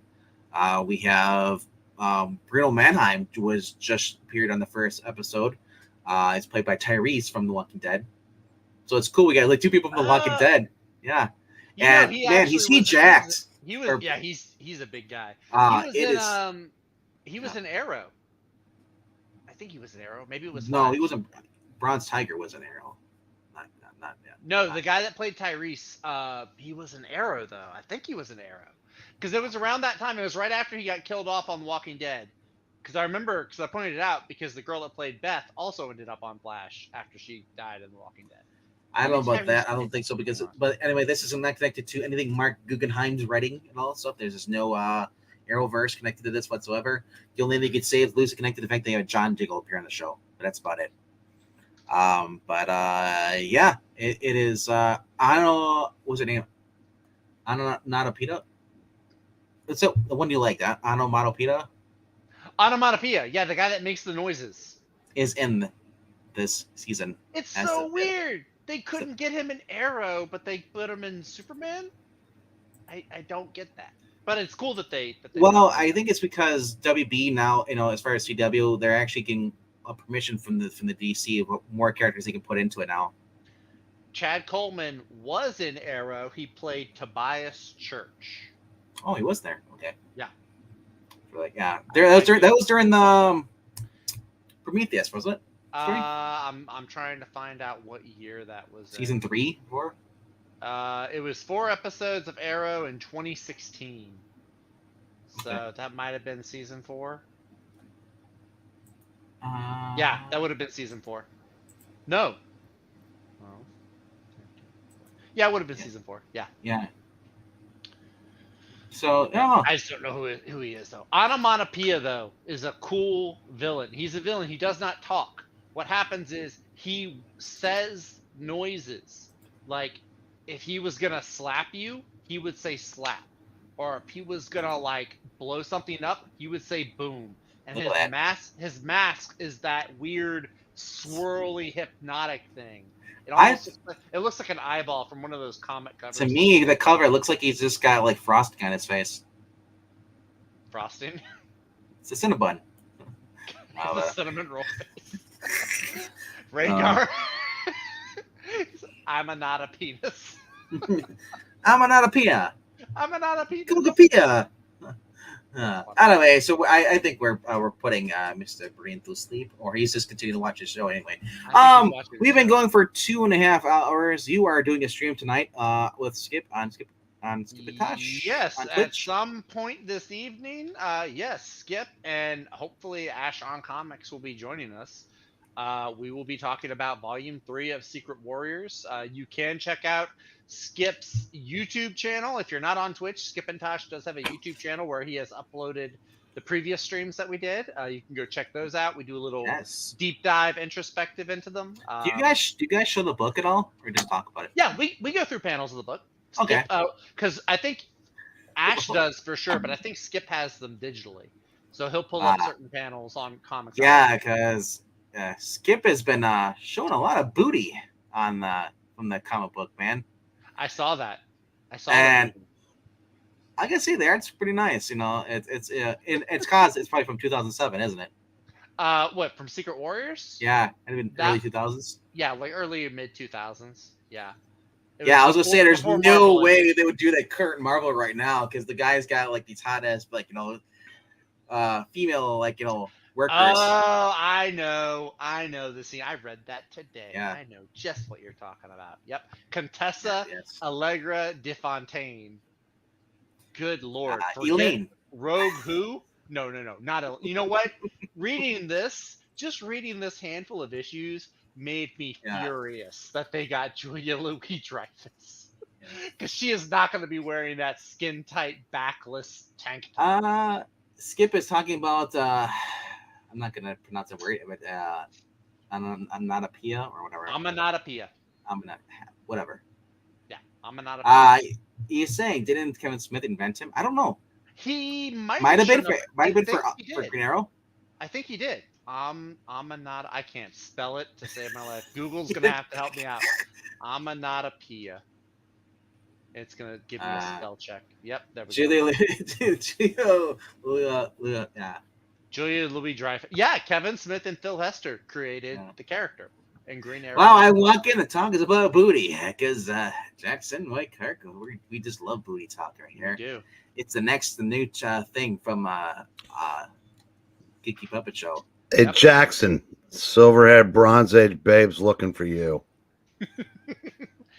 Yes. Bronze Age books in your area want you to buy them. Yeah, you're gonna have the geeky booty puppet there. The geeky booty puppet? That sounds weird. It's like a butt puppet with glasses on it or something. The geeky puppet booty. Butt puppeteen. Puppeteen? No, you call it anyone but puppeteen. All right. Wow, you take the ball inside, you get to the line, and you get points without the clock moving. What a concept. NKU's been chucking threes for 30 minutes, and they haven't made shit. Well, you got to eat food to do that. Please never joke again. Well, actually... That was a good one. Come on. Please start joking. That was all right. That was an all right joke. Oh, wow. I was laughing more at what Rachel put in the comment section. Oh, okay. That is pretty funny. Wow, the last three missed everything. So here's the other news that's been popping and circulating around is that Ben Affleck says he's not going to direct. Oh, he's not? Yeah. Oh, Batman for Ben Affleck will not direct Batman for Gunn's new DC universe. Absolutely not. Now, this is going to the CBR, but then again, James Gunn hasn't said anything. Usually he dispels rumors about this stuff. Mm-hmm. So who knows what's going on with that. And also, for those who are a fan of Jason David Frank, the late Green Ranger actor, his final role through Bat in the Sun, it's called Legend of the White Dragon, and it's supposed to be, it's set a release date today. It's going to come out later in the fall, so look out for that. Kind of a cool thing they have, collector thing they have. Mm-hmm. Yeah. Oh yeah, and apparently, James got in a little tip with the fans again because fans were accusing him of casting his wife and everything, which doesn't make sense because she's only been in Peacemaker. Yeah, I wouldn't say she's cast in everything. Well, besides Peacemaker, she was in one small role in Black Adam, which wasn't an unusual role. Yeah, I think it made sense in the context that it was in. But He didn't have a bad looking wife. Look, how is that any different than what's his name putting Mila Jovovich as the star of all his movies? I Mm. forget the director's name. I don't Does it care. really make it? Does it really make a difference? Really, as long as it's good, Yeah, does your job? yeah. As long as Uh, it's good. What was I trying to pull up? I thought I saw some news-ish article earlier, and I can't find it. So maybe I imagined it.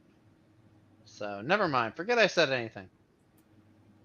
there was talks about Moon Knight season 2 last week. Who Paul the cast? Anderson. Yeah, Thank you, Rhaegar. Oh, was there Moon Knight yeah. season 2?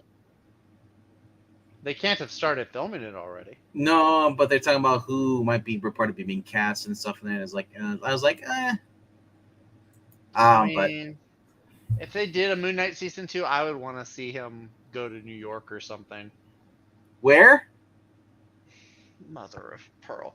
Breen, where do you say? New York City. New York York City. City. Can't say anything. Oh, Yeah. we long for that day. I thought. Wait. I thought you weren't puppets that would say things on cue. Lies. Anyway, I would like to see him go to New York because the end of season 1 teased the whole Jake Lockley, whatever, Jake.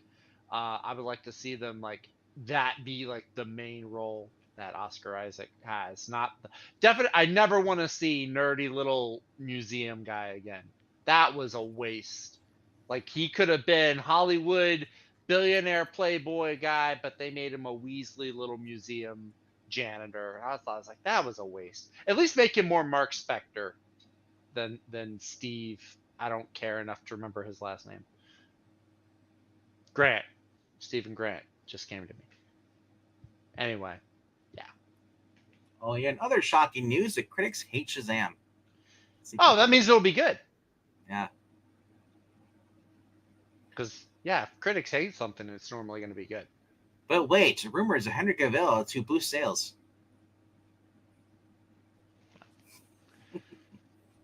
I mean, I honestly don't know what to expect from that. I know Gal Gadot's in there because they showed her in the commercial or the trailer. I'm guessing that's probably the only time she's in it. But Probably. But hey, Right. if there's a shot of Gal Gadot in the Wonder Woman costume, I don't care. As long as I get enough to get. Is there a shot of her not in the costume? I don't care. Hey, that film does not exist. Not yet. Not yet. Axel Braun will have that shot soon.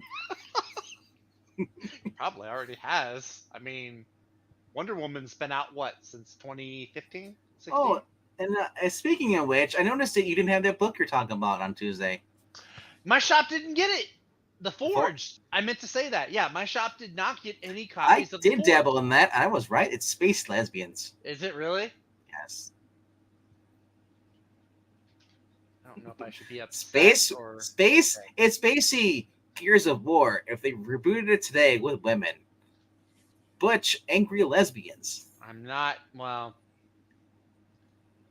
most of that I'm okay with. Most of it. The Butch part, you could go a little light on that, but well, what then are you maybe talking about? The Forged, that Greg Rucka book. My shop didn't get it, so Space lesbians. Space Lesbians. Angry space lesbians. That are they know they. I was looking at the interior art. Oh my gosh, that is as bad. It's not only is it more cartoony art, but they look like She-Hulk when Thor was banging her. I'm looking through. I don't mind the art. The art style is pretty nice. That's oh, don't use that word on this stream, please. The art style is it's pretty stylized, but I like it. Oh, that is that. Yeah, we don't use that word here. I know you're insulting them tonight, but just I don't want because I don't want us to get in trouble because YouTube does monitor what words are used in the YouTube chat. But that's right. You have to use words that are approved of by our YouTube overlords. Yeah, yes. Say like Space Dick Van Dykes from hell. There you go. And of course, when Well, I start, that's why when I do start streaming, it'll be on Rumble. I don't have a problem with the word moist as much as you want. It's just don't use slurs. Moist. Yes. But if you want to hear the word moist used in a good context, watch the SNL skit with Betty White and her moist what was it, her moist muffins that she made. Oh, I thought you were talking about the Alec Baldwin one with the shreddy balls. I think that was it. The best one with Alec Baldwin is a Canteen Boy. The best one with Alec Baldwin was any of the ones before he killed someone, and then got off on the charges. Okay, they went to the monitors with 30 seconds to go, and it's a 9-point game. This is why nobody likes college basketball. Except my Space dad. Dick Van Dyke. Ooh. I guarantee you right now, my dad's house, he's got at least 3 screens with basketball games going. Well, I mean, I do, but because I'm a sports junkie, but this is ridiculous. Also, rumor Sacha Baron Cohen to star as Marvel Mephisto in the Disney special. Oh, I saw that. They've been saying that he was rumored to play Mephisto for years, though. So I don't know. Did anybody else watch The Last of Us? My sister did, and she liked it. The ending was true to the game. Yeah, I'm worried about the second season because if they're going towards the game, I do not want to watch it. We suffered enough as those who played it. Yeah. Seeing what I happens. heard they're not gonna switch out the actress because it takes place like there's a time jump between 1 and 2. Sure. Yes. For Jackson, I actually read about 100 pages of that. So I suffered more than you did. Cool thing though, they brought in, not only did they have Troy Baker in one of the episodes, they have to play Ellie's mom in the final episode. You get to see who Ellie's mom is, and it's actually the girl who speaks for Ellie in the game. Oh, Laura Bailey. Yeah, not Laura Bailey. No, it's not Laura Bailey. No, it's a girl from Growing Pains. Oh, wait, from Growing Pains. She's the youngest one on Growing Pains. That's who voices Ellie in the game? Yeah. Oh, good for her. I always thought she looked like Ellen Page, like a young Ellen Page. I know that it's Elliot Page now, but this was back when Ellen Page was around. Ashley Johnson. Ah, okay. Yeah, she played Chrissy Seaver. She was the youngest one. She was the little frizzy head. That's right. I remember. Well, I forgot her name. The only one I don't remember any of their names. Yeah. I remember the actors. I remember there was Kirk Cameron. I remember there was, what was the dad's name? He's Canadian. Alan something? Oh, they had a lot of different. Yeah. Yeah. And then Leonardo DiCaprio. Joanna Kearns was the mom. Mm-hmm. Tracy Gold was Carol, the oldest sibling, and then you had. Do you know that Candace Cameron actually appeared on that show too, along with Hilary Swank? Yes. I knew about Candace Cameron. Did not know about Hilary Swank. Heather Graham was also there too. Don't know on the show. Is. Yeah. Yeah, Laura Bailey. She voices a lot of roles in video games that I play. I can never remember which ones though. But she's all over. She's always if you ever watch any of the Avengers stuff, she's always Black Widow. That's right. Yeah, she voices Black Widow, I believe. In the there's been fans want Jensen Ackles to be the new Batman for Gunn, but he wants someone young. They're going with the young Superman. They're not going to have an older Batman. Ackles is up in age. That was one thing I liked about the Snyderverse movies was I liked Batman being older than Superman. I don't know. I dug it. But man, she's 53 years old, Tracy Gold. Carol Seaver. Interesting. I never played Beyond Two Souls, Rhaegar. That's not one of my typical games. I do a lot of RPGs, strategy RPGs, or, like Apex Legends or Overwatch, like the Battle Royales. I do those. Or mobile games, like Marvel Snap, which I'm addicted to. All right. So if we have any other topics to talk about, this is time to bring them up. If we have any other topics to talk about, put them off to the next one. Yeah, I was gonna say we're gonna get towards the end here. Yeah. It is fun to get you guys here. Obviously, I wish we would have had the 21 people that were here, but we had a nice crowd. I love having more than just me, Eric, and Zach. All right, because the puppets demand it, they want you to please like and subscribe and leave a comment, below. Otherwise, they beat us. They don't like it. Please do it so we don't get beat. They have like writing crops. Ko-fi.com/Palpatine. $1 a day keeps the beatings away. If you enjoy this content, please, if you haven't done so, please subscribe. Also, even though the stream's kind of ending, you can share out the stream on your socials, whatever or word of mouth, if you're at work, show your boss, let them know that there's people that talk about comic books, and I'm sure there's a lot of people. Yeah. If you know somebody that doesn't like Tom Taylor, show them this video. If you know somebody who doesn't like Tom King, show them our stream. If you know somebody who likes puppets, and they're of legal age. If you know that rare person out there, that unicorn of a person who thinks that Vita Ayala is a national treasure, show them this video. If you know that person that doesn't like John Hickman, show them this channel.